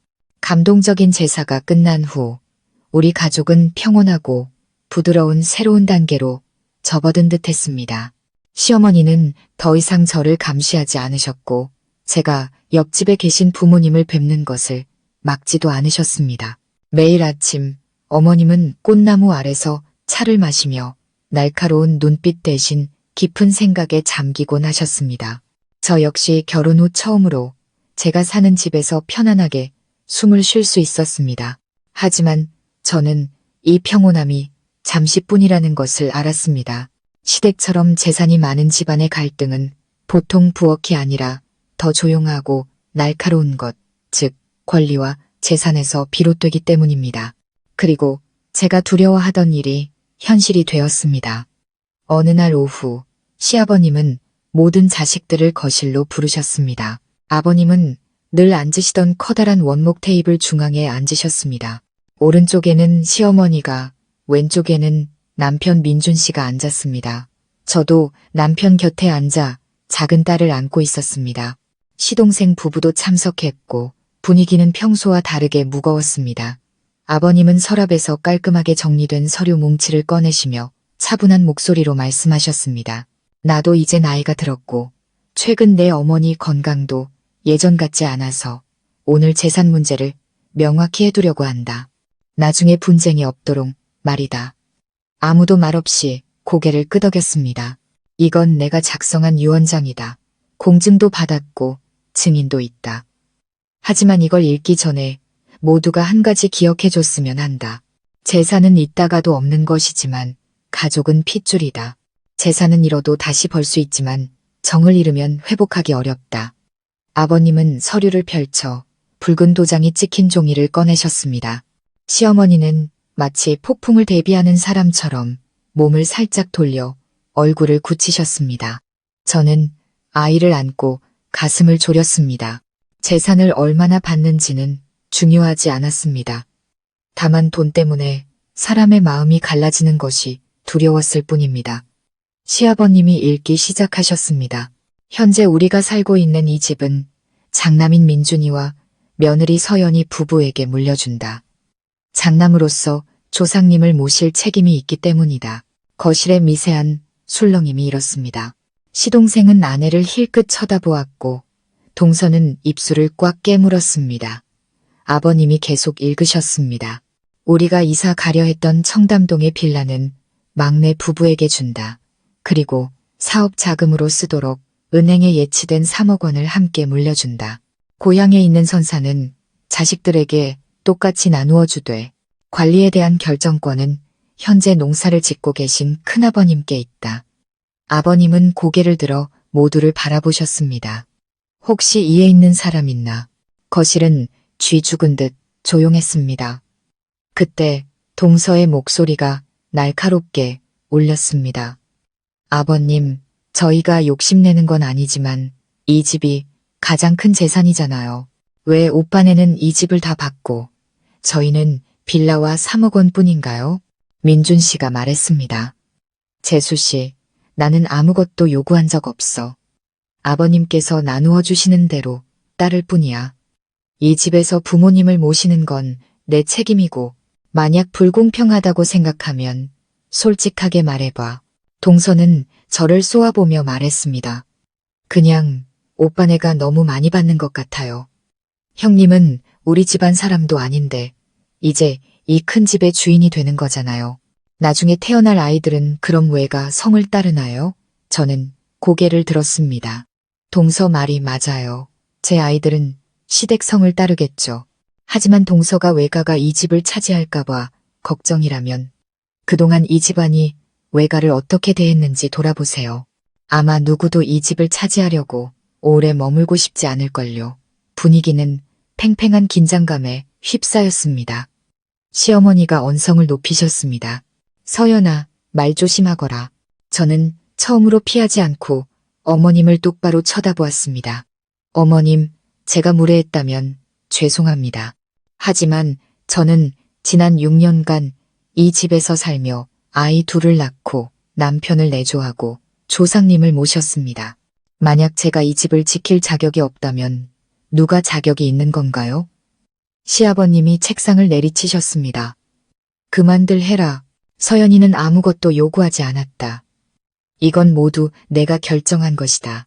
불공평하다고 느끼는 사람은 남을 탓하기 전에 스스로가 얼마나 이 집안에 기여했는지 돌아보거라.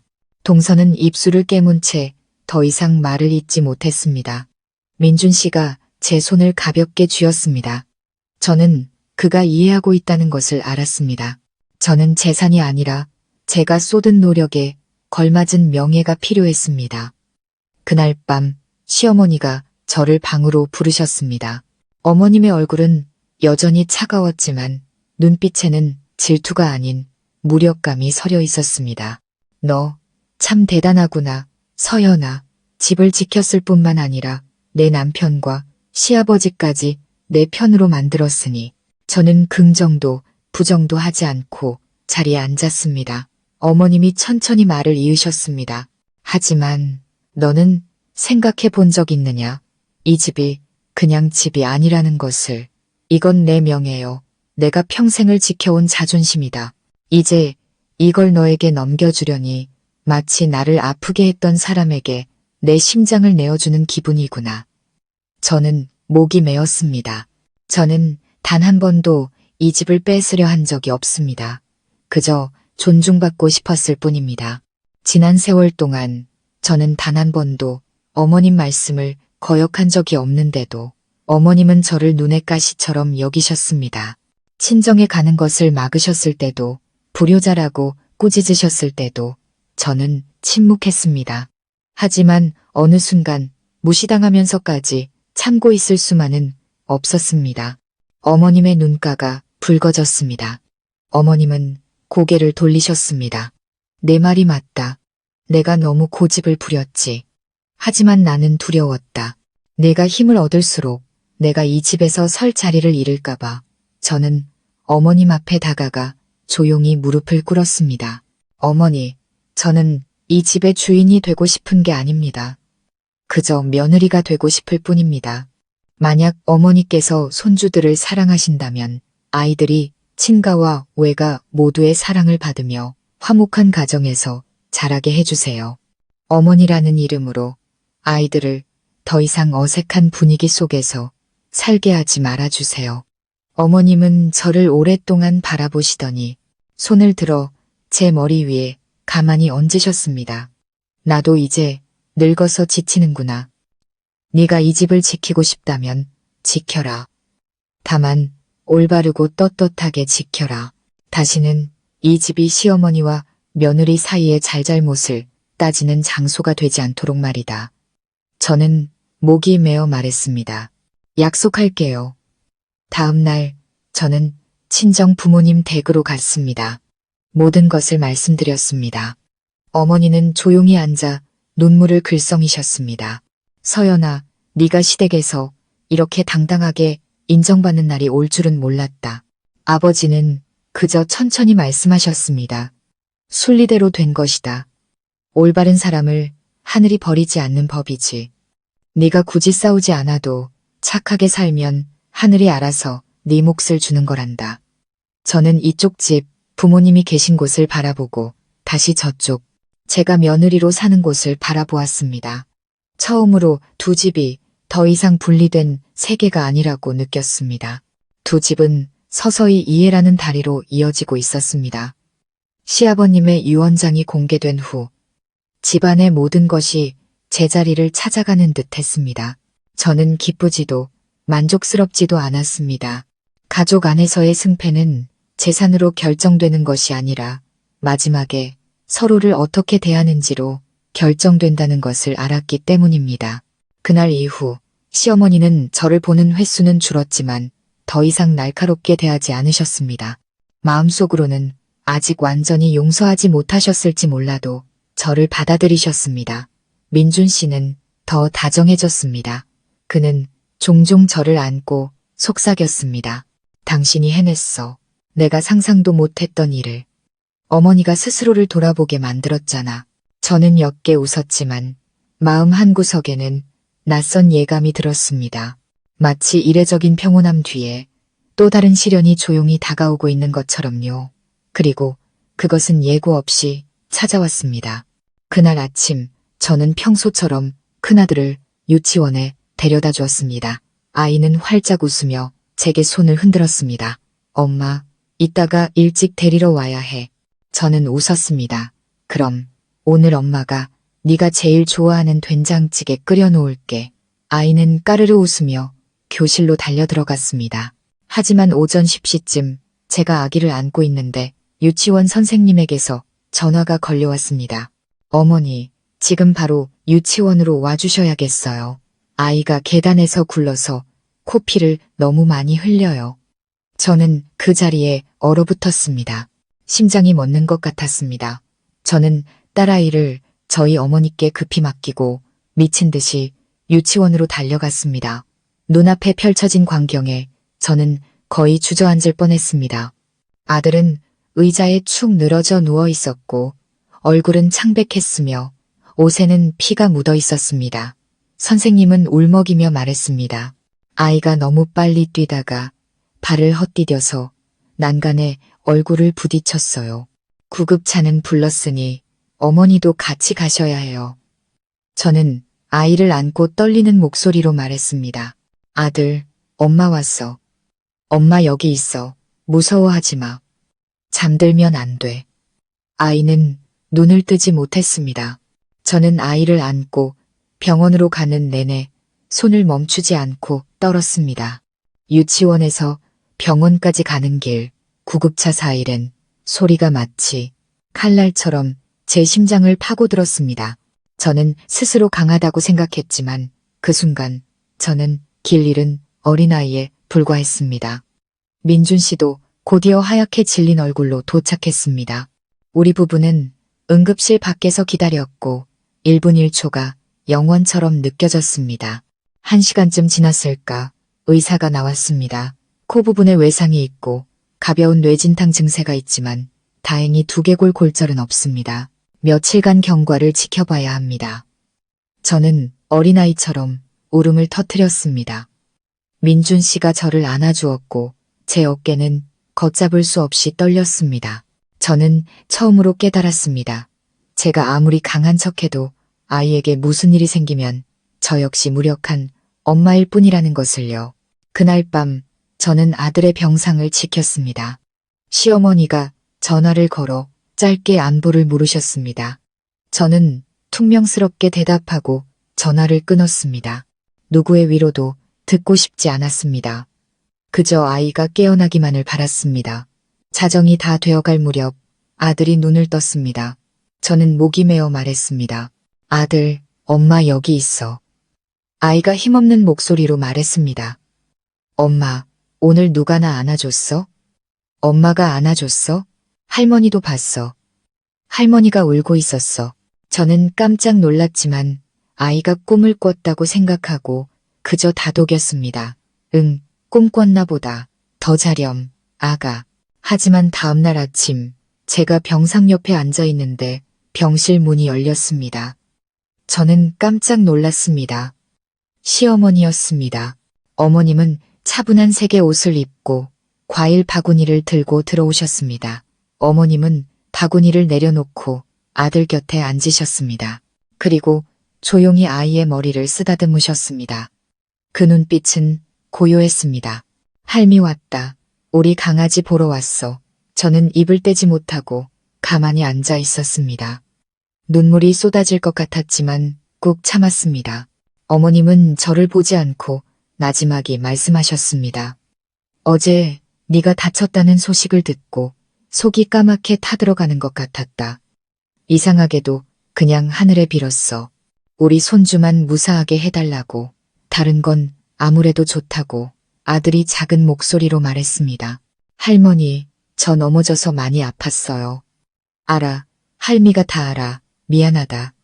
내가 내 엄마를 미워했어도 단 한 번도 너를 미워한 적은 없었다. 저는 어머님이 제 눈물을 보지 못하도록 고개를 돌렸습니다. 잠시 후 어머님이 저를 향해 담담하게 말씀하셨습니다.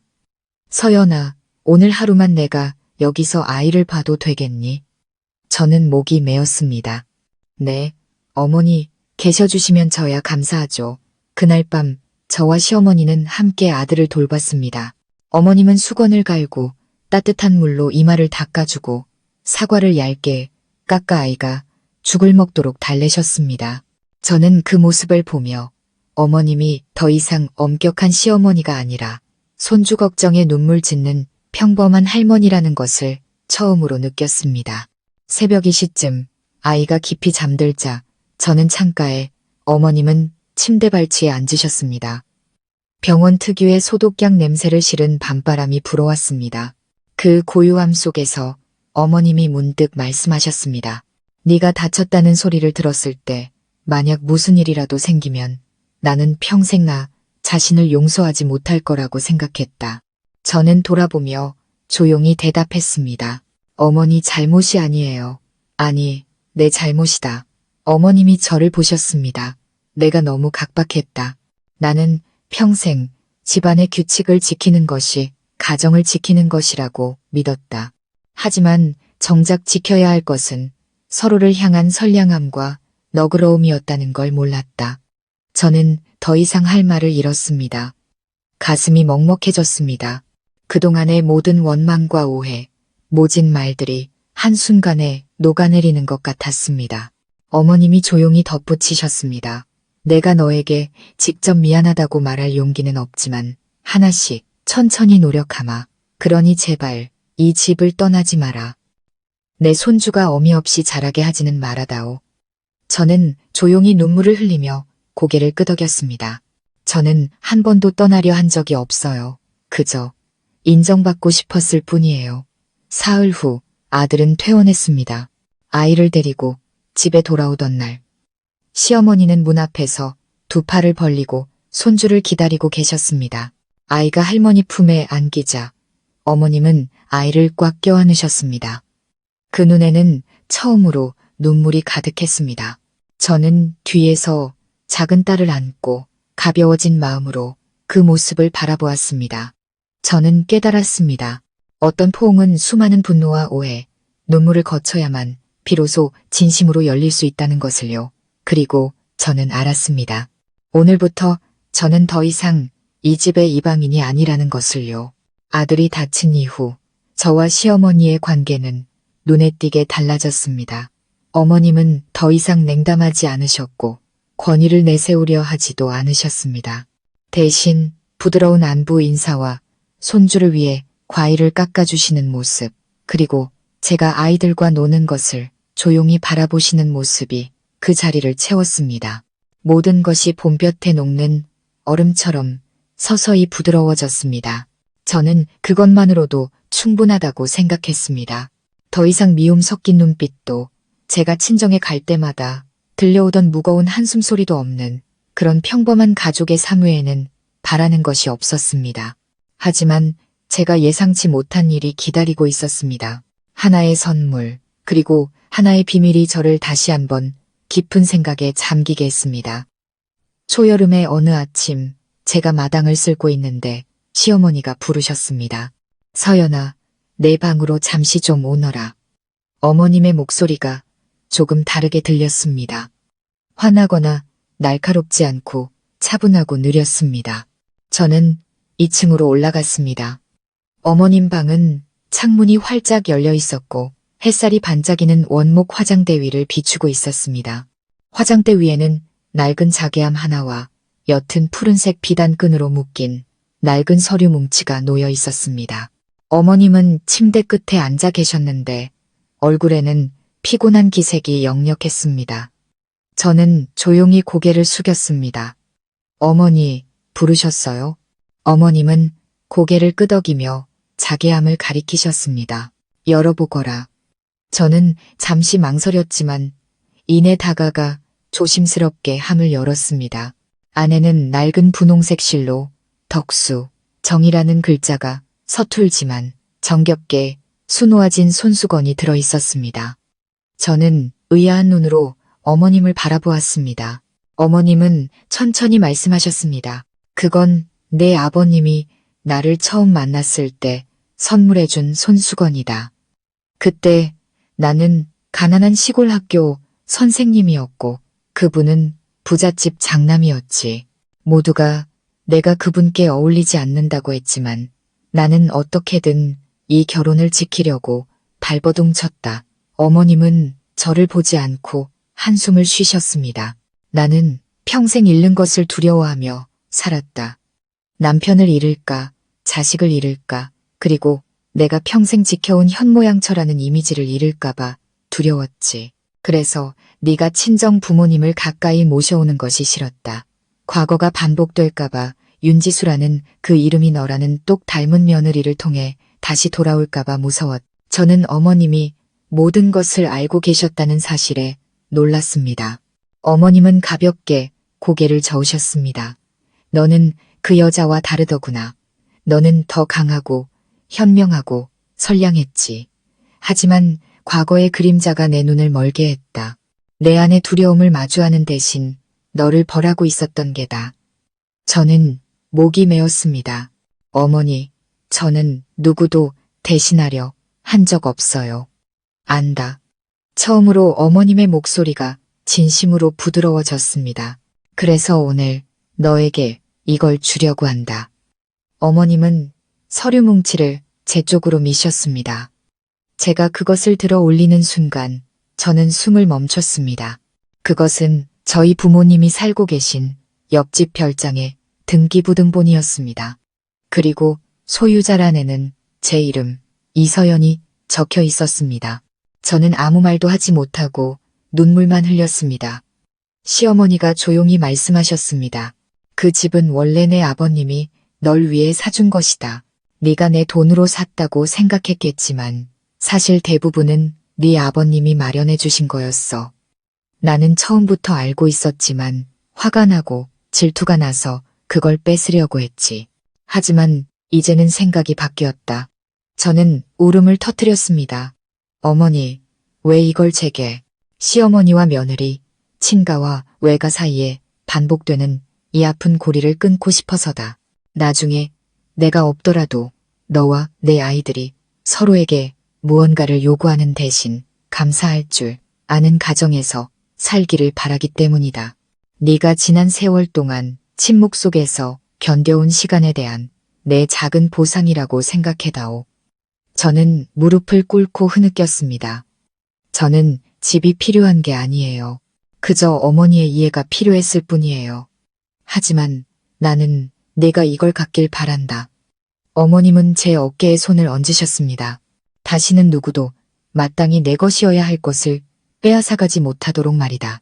그날 오후 저는 등기부등본을 들고 부모님 댁으로 갔습니다. 아버지는 서류를 묵묵히 보시더니 접어서 서랍에 넣으셨습니다. 이 집을 네가 갖는 것은 좋지만 이것만은 기억해라. 네가 가진 것을 남과 비교하며 우월감을 느끼는 도구로 삼지는 말아라. 저는 바람처럼 가벼워진 마음으로 고개를 끄덕였습니다. 그날 밤 시어머니는 2층 난간에서 차를 마시고 계셨습니다. 저도 함께 앉았습니다. 두 여자는 말없이 앉아 있었습니다. 문득 어머님이 물으셨습니다. 네가 처음 시집 왔을 때 도망치고 싶었던 적이 있었느냐? 저는 미소를 지었습니다. 네, 하지만 아들 녀석을 생각하면 차마 그럴 수 없었어요. 제가 떠나면 그 아이는 엄마의 강인함이 무엇인지 평생 모르고 자랄 테니까요. 어머님은 가만히 고개를 끄덕이셨습니다. 내가 잘못한 게 많지만 이제는 고쳐야지. 누구를 위해서가 아니라 나 자신을 위해서. 나중에 손주들이 커서 할머니를 독단적인 사람으로 기억하게 하고 싶지는 않구나. 저는 어머님의 손을 잡았습니다. 처음으로 한때 권력으로 가득했던 그 손이 이제는 사랑으로 온기를 되찾았음을 느꼈습니다. 저는 알았습니다. 우리 사이에 얽혔던 모든 원망이 마침내 풀렸다는 것을요. 2층 난간에서 시어머니와 대화를 나눈 후 저는 모든 풍파가 정말로 지나갔다고 믿었습니다. 저와 어머님의 관계는 긴 비 끝에 갠 하늘처럼 맑아졌습니다. 큰 집은 그 어느 때보다 따뜻해졌습니다. 큰아들은 다시 유치원에 다니기 시작했고 작은 딸은 첫니가 났습니다. 옆집에 사시는 부모님도 마음을 놓으시고 자주 손주들을 보러 오셨습니다. 아이들의 웃음소리, 따뜻한 밥상, 할머니와 손주가 함께 산책하는 풍경이 과거의 냉랭했던 시간들을 대신했습니다. 저는 이제 이 집에서 더 이상 이방인으로 취급받을 걱정 없이 평생을 살 수 있을 거라고 믿었습니다. 하지만 모든 것이 아물어갈 때쯤 예상치 못한 곳에서 마지막 균열이 조용히 모습을 드러냈습니다. 이번에는 시어머니가 아닌 제 동서, 즉 시누이였습니다. 저는 시누이인 지연 씨와 그리 가깝지 않았습니다. 지연 씨는 똑 부러지고 말솜씨가 좋으며 늘 주변 사람들을 기분 좋게 만드는 재주가 있는 사람이었습니다. 겉으로는 상냥했지만 저는 늘 그녀에게서 미묘한 경쟁심을 느끼곤 했습니다. 특히 시아버님의 유언장이 공개된 이후 그 감정은 더 뚜렷해졌습니다. 저희 부부가 본가를 물려받고 지연 씨네는 빌라와 지원금을 받았을 때 그녀는 노골적으로 불만을 표했습니다. 하지만 시부모님께서 제 편에 서신 것을 알고는 더 이상 반대하지 않았죠. 저는 그녀가 마음을 정리했다고 생각했습니다. 그러던 어느 날 정오, 저는 가사도우미가 평소보다 훨씬 많은 양의 설거지를 하는 것을 발견했습니다. 오늘 누가 왔기에 이렇게 그릇이 많아요? 제가 묻자 가사도우미는 당황하며 대답했습니다. 아, 오전에 아가씨께서 손님들을 데려오셨어요. 거실에서 무슨 이야기를 나누시던데 부동산 이야기 같았어요. 저는 잠시 멈칫했습니다. 며칠 전 지연 씨가 빌라를 시세보다 높은 가격에 내놓았다는 소문을 들었지만 자기 집을 파는 것이니 크게 신경 쓰지 않았습니다. 그런데 왜 손님들을 자기 집이 아닌 이 집으로 데려온 걸까요? 저는 거실로 내려갔습니다. 지연 씨와 낯선 남자 한 명만이 남아 있었습니다.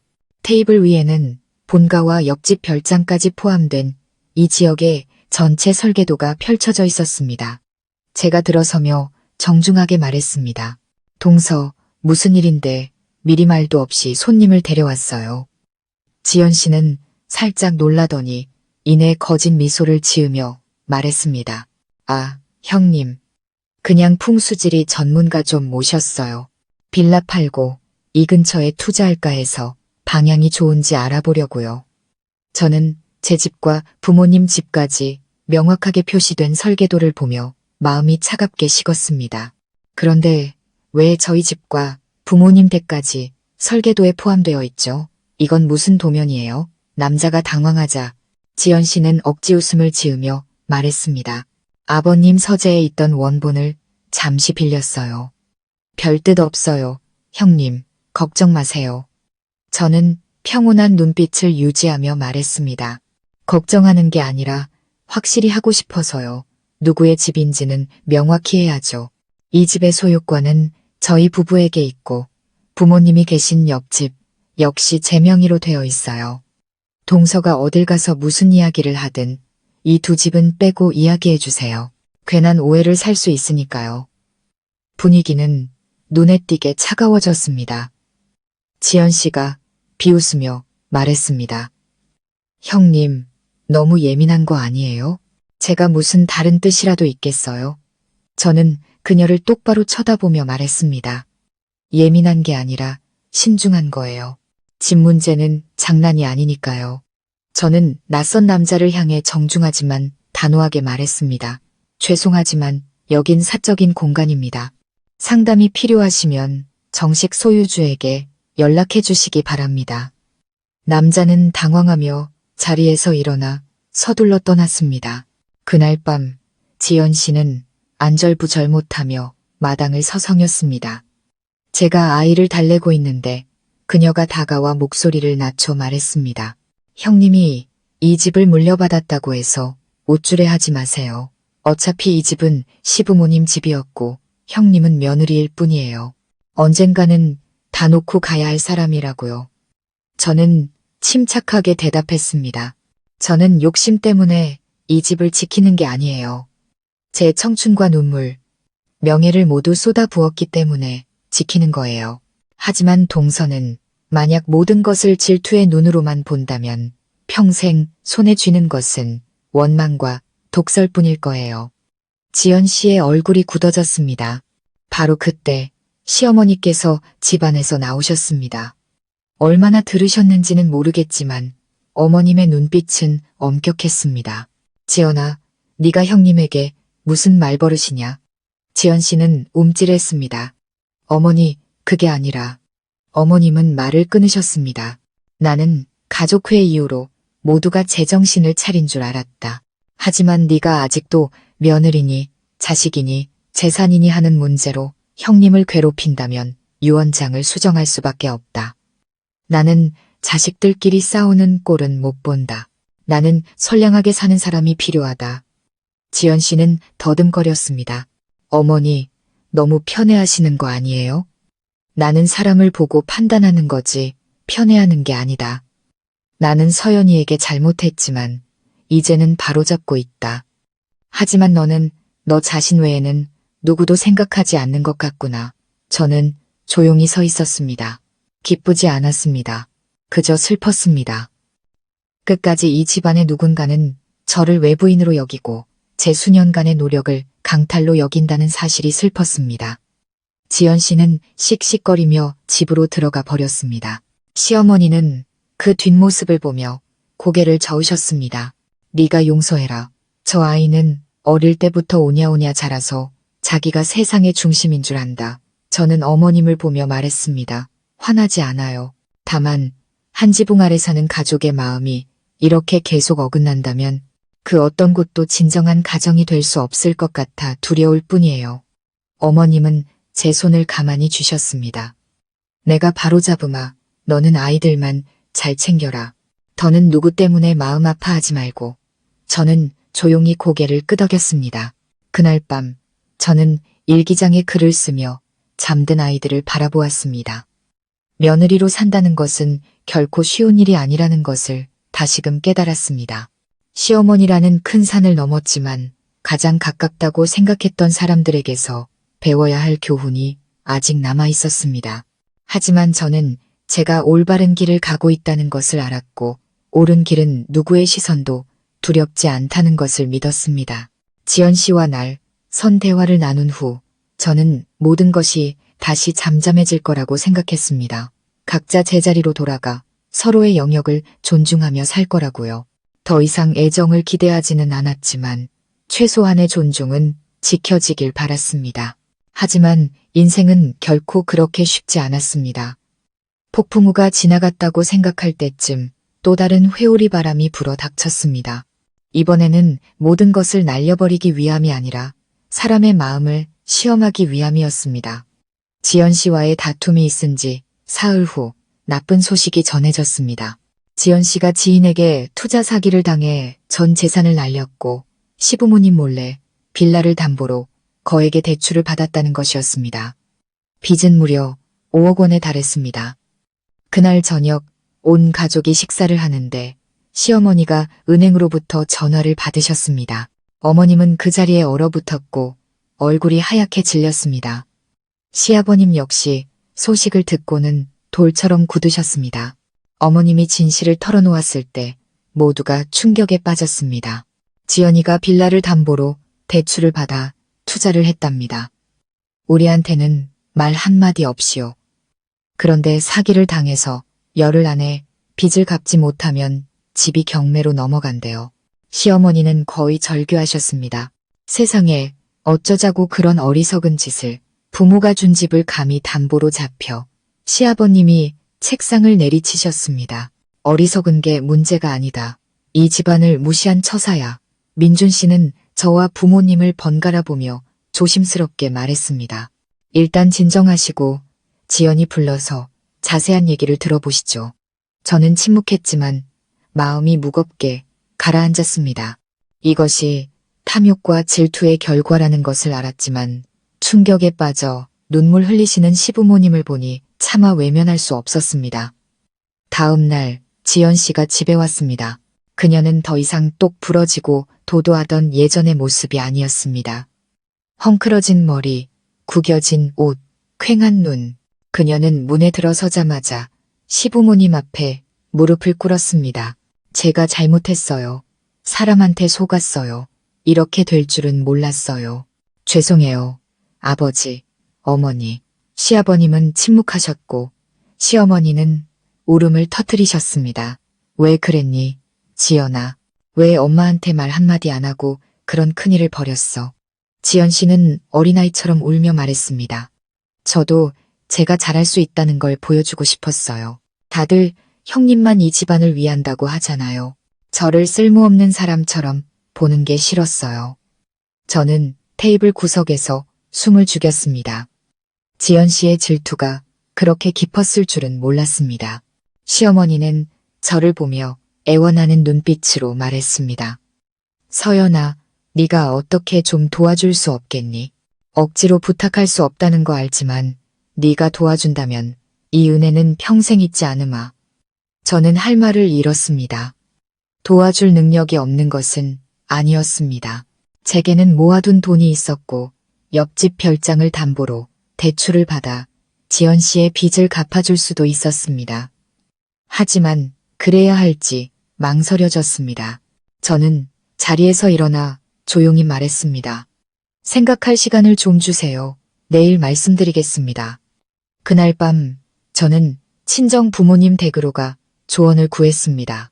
어머니는 한참을 침묵하시더니 천천히 말씀하셨습니다. 남이라면 네가 갚아줄 빚이 아니지. 하지만 한 가족 아니냐. 사돈댁 자식 일인데 내게 피해가 가지 않는 선에서 도울 수 있다면 돕는 게 맞다. 아버지가 고개를 끄덕이셨습니다. 용서는 약해서 하는 게 아니다. 네가 마음속에 미움을 담아두지 않을 만큼 강하게 할 수 있는 거란다. 저는 밤새 뒤척였습니다. 다들 나를 쓸모없는 사람처럼 바라던 지연 씨의 눈빛, 그리고 가족의 일부가 무너지는 듯한 충격에 빠졌던 시어머니의 얼굴이 떠올랐습니다. 그리고 깨달았습니다. 제가 구하는 것은 지연 씨가 아니라 이미 너무 많은 풍파를 겪은 이 가족의 마지막 평온이라는 것을요. 다음 날 아침, 저는 거실로 들어섰습니다. 온 가족이 저를 기다리고 있었습니다. 저는 천천히 말했습니다. 제가 돕겠습니다. 제가 은행에서 대출을 받아 빌라를 다시 찾아오겠습니다. 하지만 조건이 두 가지 있습니다. 모두가 숨을 죽였습니다. 저는 말을 이었습니다. 첫째, 집을 되찾으면 그 집의 명의는 지연이에게 집을 주셨던 아버님, 어머님 앞으로 해놓겠습니다. 다시는 누구도 집을 담보로 위험한 일을 벌이지 못하게요. 시어머니는 망설임 없이 고개를 끄덕이셨습니다. 둘째, 빚의 일부는 저희 부부가 돕겠지만 나머지는 지연이가 5년에 걸쳐 나누어 갚는다고 약속해야 합니다. 강요는 아니지만 누구도 평생 책임져 줄 수는 없어요.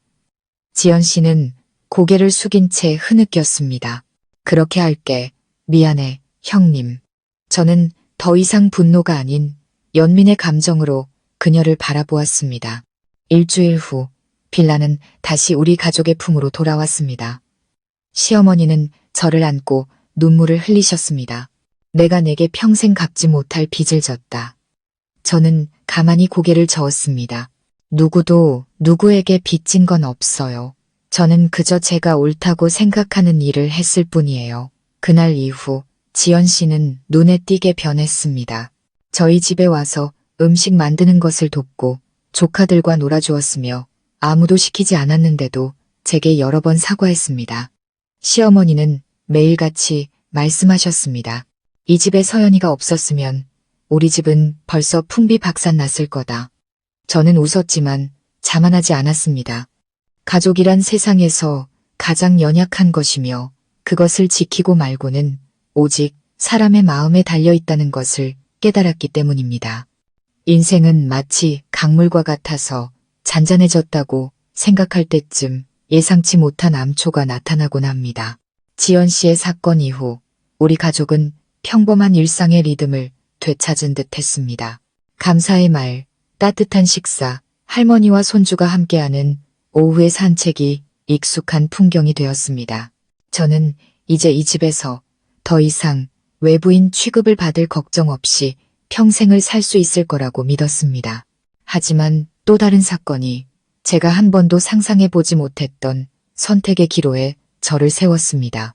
그리고 이번에 그 중심에 서 있는 사람은 다름 아닌 제 남편이었습니다. 모든 것은 시댁의 대가족 모임에서 시작되었습니다. 매년 한 번씩 종가인 저희 집에서 모든 친척들이 모여 제사를 지내는 전통이 있었습니다. 올해는 남편 민준 씨가 제사를 총괄하게 되었습니다. 저는 당연히 음식 준비와 손님 맞이를 맡았습니다. 하지만 문제는 사소한 곳에서 터졌습니다. 민준 씨의 고모, 즉 시어머니의 여동생이 작년과 달리 올해는 사돈을 초대해서는 안 된다고 강력하게 주장하고 나선 것입니다. 제사는 우리 집안의 일이야. 외부 사람이 참석하는 건 예의에 어긋나. 작년에 서연이네 부모님이 오신 건 어쩔 수 없었지만 올해 또 그런 일이 생기면 가풍이 무너져. 그 말을 듣는 순간 저는 말문이 막혔습니다. 외부인 취급을 받아 화가 난 것이 아니었습니다. 남편의 가장 가까운 가족조차 여전히 저희 가족을 별개의 존재로 여기고 있다는 사실에 아팠습니다. 저는 침묵했습니다. 다만 남편에게 문자를 보냈습니다. 저는 이번 제사에 참석하지 않을게요. 그리고 저희 부모님을 실수로 취급하는 곳에 발을 들여놓게 하지 않을 거예요. 민준 씨가 미간을 찌푸렸습니다. 너무 딱딱하게 굴지 마. 고모님도 어른이시잖아. 말이 좀 지나치셨을 뿐이야. 저는 고개를 들어 남편을 보았습니다. 딱딱한 게 아니라 제 가족을 지키는 거예요. 누구에게도 해를 끼친 적 없지만 단지 가문이 다르다는 이유로 늘 무시당했던 사람들을요. 남편은 침묵했습니다.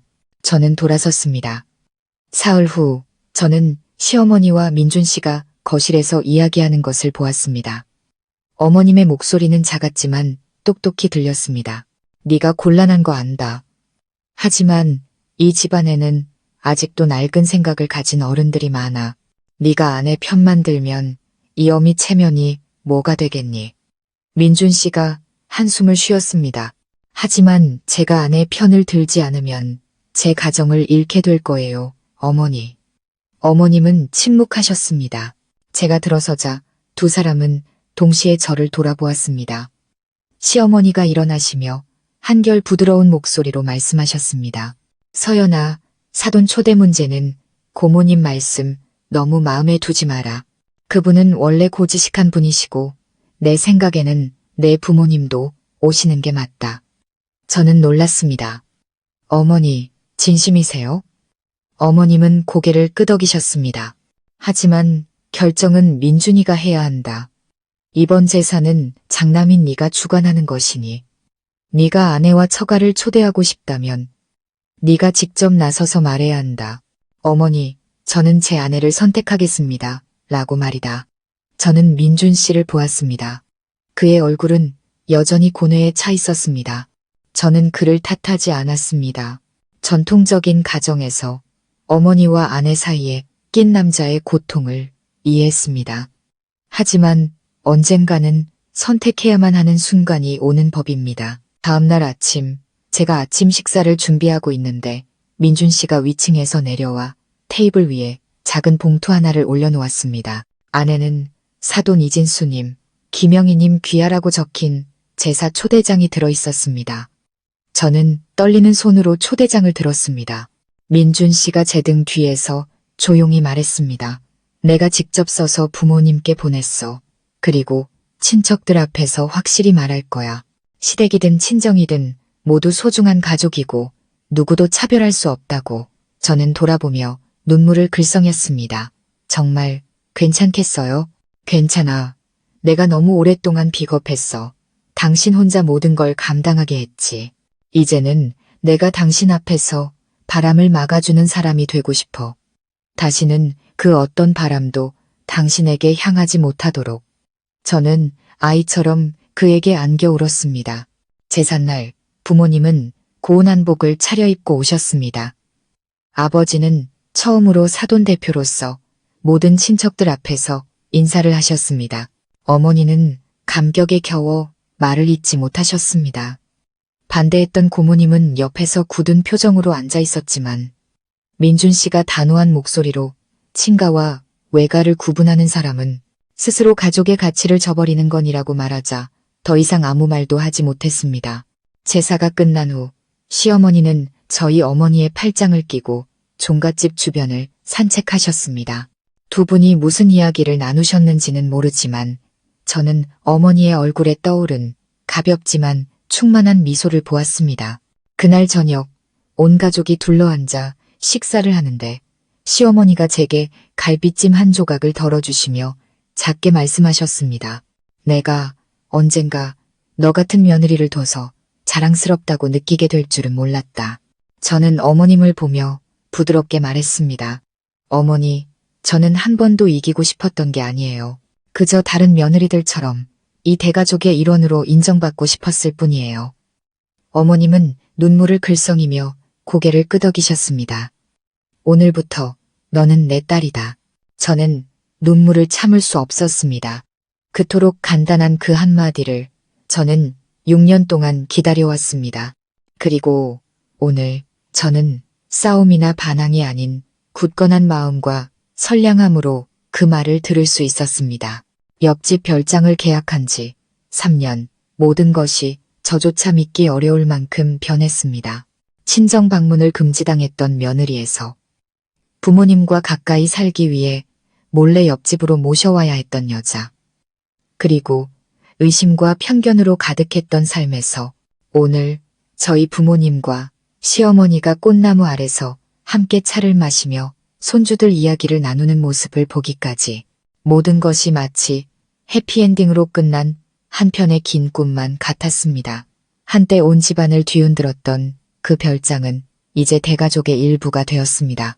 아침이면 시어머니는 옆집으로 건너가 저희 어머니와 함께 손주들 죽을 쑤셨고, 오후에는 시아버님이 마당의 커다란 나무 아래 바둑판을 펼치셨습니다. 아버지는 그 맞은편에 앉아 때로는 말없이 바둑을 두고 한숨을 쉬고 고개를 끄덕이셨습니다. 남들이 보면 마치 한적한 휴양지에서 노후를 보내는 친형제처럼 보였습니다. 저는 그 풍경을 보며 가슴이 뭉클해졌습니다. 행복해서가 아니라 이 고요한 순간을 얻기까지 얼마나 많은 눈물을 흘렸는지를 알기 때문이었습니다. 남편 민준 씨는 나날이 성숙해졌습니다. 그는 더 이상 갈등의 방관자가 아니라 진정한 의미의 가장이 되는 법을 배웠습니다. 아내의 편에 서는 것을 두려워하지 않으면서도 어머니와 지혜롭게 대화할 줄 알게 되었습니다. 한 번은 저를 안고 속삭였습니다. 내가 예전에 얼마나 비겁했는지 알아. 하지만 당신이 가르쳐줬어. 어중간하게 중간에 서 있으면 결국 모든 걸 잃게 된다는 걸. 지금 나에게는 당신도 어머니도 아이들도 있어. 이제는 누구도 잃고 싶지 않아. 저는 그의 어깨에 기대어 웃으며 소리 없이 눈물을 흘렸습니다. 빚 문제로 큰 어려움을 겪었던 신우 이지연 씨는 완전히 다른 사람이 되었습니다. 더 이상 날카로운 말도 질투 어린 시선도 없었습니다. 그녀는 동네의 작은 가게를 열어 아이를 키우며 소박하게 살았습니다. 가끔 과일을 사들고 와 조카들과 놀아주곤 했습니다. 한 번은 단둘이 있을 때 조용히 말했습니다. 형님, 예전에는 형님이 미웠어요. 내가 감히 하지 못하는 일을 해내는 것 같아서요. 하지만 이제는 존경해요. 싸우지 않고도 모든 것을 얻었잖아요. 저는 싸우려고만 하다가 결국 빈손이 되었는데 저는 그녀의 손을 잡았습니다. 동서가 그걸 깨달았다면 더 이상 빈손이 아니야. 자기 자신에게 이긴 거니까. 그녀는 처음으로 비뚤어지지 않은 진솔한 미소를 지었습니다. 시어머니는 눈에 띄게 나이가 드셨습니다. 머리카락은 더 하얘졌고 목소리도 느려졌습니다. 하지만 눈빛은 예전보다 더 맑아졌습니다. 의심이 아닌 애정이 가득한 눈으로 손주들을 바라보셨습니다. 언젠가 저는 어머님이 큰아이의 옷을 꿰매며 혼잣말 하시는 것을 들었습니다. 예전에는 저 애가 내 자리를 빼앗을까봐 두려웠는데 이제는 안다. 누구도 누구를 대신할 수는 없다는 걸. 너는 너고 나는 나지. 하지만 우리가 진짜 모녀가 될 수 있다면 나는 이제 마음이 놓인다.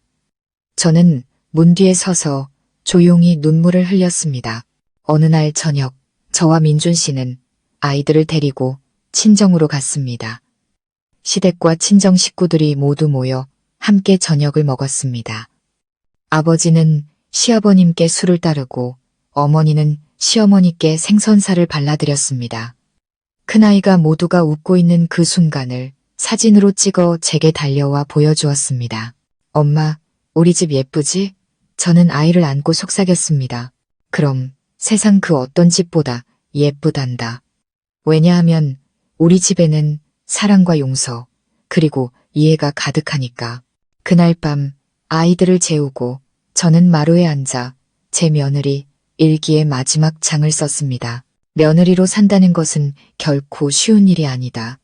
때로는 피가 날 만큼 속을 사겨야 하고 때로는 더 당당하게 돌아오기 위해 조용히 떠나야 할 때도 있다. 하지만 우리가 부끄럽지 않게 선량하게 살아간다면 수많은 편견 속에서 길을 잃더라도 길 끝의 빛은 결국 우리를 위한 것일 것이다. 나는 한때 친정에 가는 것을 금지당했고 시댁에서 그림자처럼 살았다. 하지만 나는 복수하지 않았다. 그저 진심으로 살았다. 그러자 나는 권리를 요구할 필요가 없었다. 권리는 저절로 내게 찾아왔다.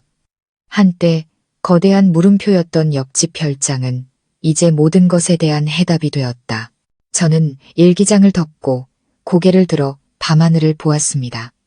여름밤의 하늘은 수많은 별들로 반짝이며 이상하리만치 평화로웠습니다. 시청자 여러분, 한 가정의 며느리, 어머니, 그리고 한 사람으로서 살아가는 동안 누구나 크고 작은 오해와 갈등을 겪게 됩니다.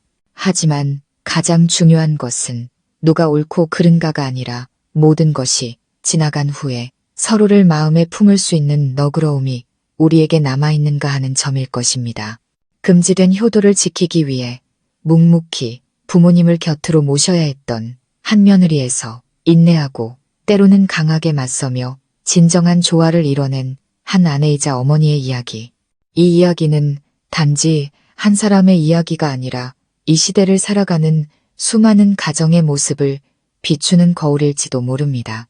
선량함은 결코 낭비되지 않으며 용서는 약함이 아닌 강함의 증거입니다. 우리가 의미 있게 올바르게 살아간다면 시간은 가장 위대한 우리의 변호인이 되어줄 것입니다. 지금 며느리의 역할로, 시어머니의 역할로, 혹은 그저 가정의 균열을 메우기 위해 애쓰고 있는 한 사람으로 살아가고 계신 모든 분들께 진정한 가족은 서열이 아닌 함께 가꾸고 지켜나가는 애정에 있다는 것을 믿으시길 바랍니다. 혹시 오늘 이야기와 비슷한 경험이 있으시거나 나누고 싶은 이야기가 있다면 아래 댓글로 여러분의 마음을 남겨주세요. 함께 공감하고 서로의 이야기에 귀 기울이겠습니다. 그리고 가족 이야기 채널 구독과 좋아요도 잊지 마세요. 이곳에서는 모든 이야기가 서로를 이해하는 문이 되고 나이가 우리를 늙게 하는 것이 아니라 공감 없는 마음이 우리를 외롭게 한다는 것을 함께 나누고 싶습니다. 끝까지 들어주셔서 감사합니다. 가족의 온기를 함께 지켜나갈 다음 이야기에서 다시 뵙겠습니다.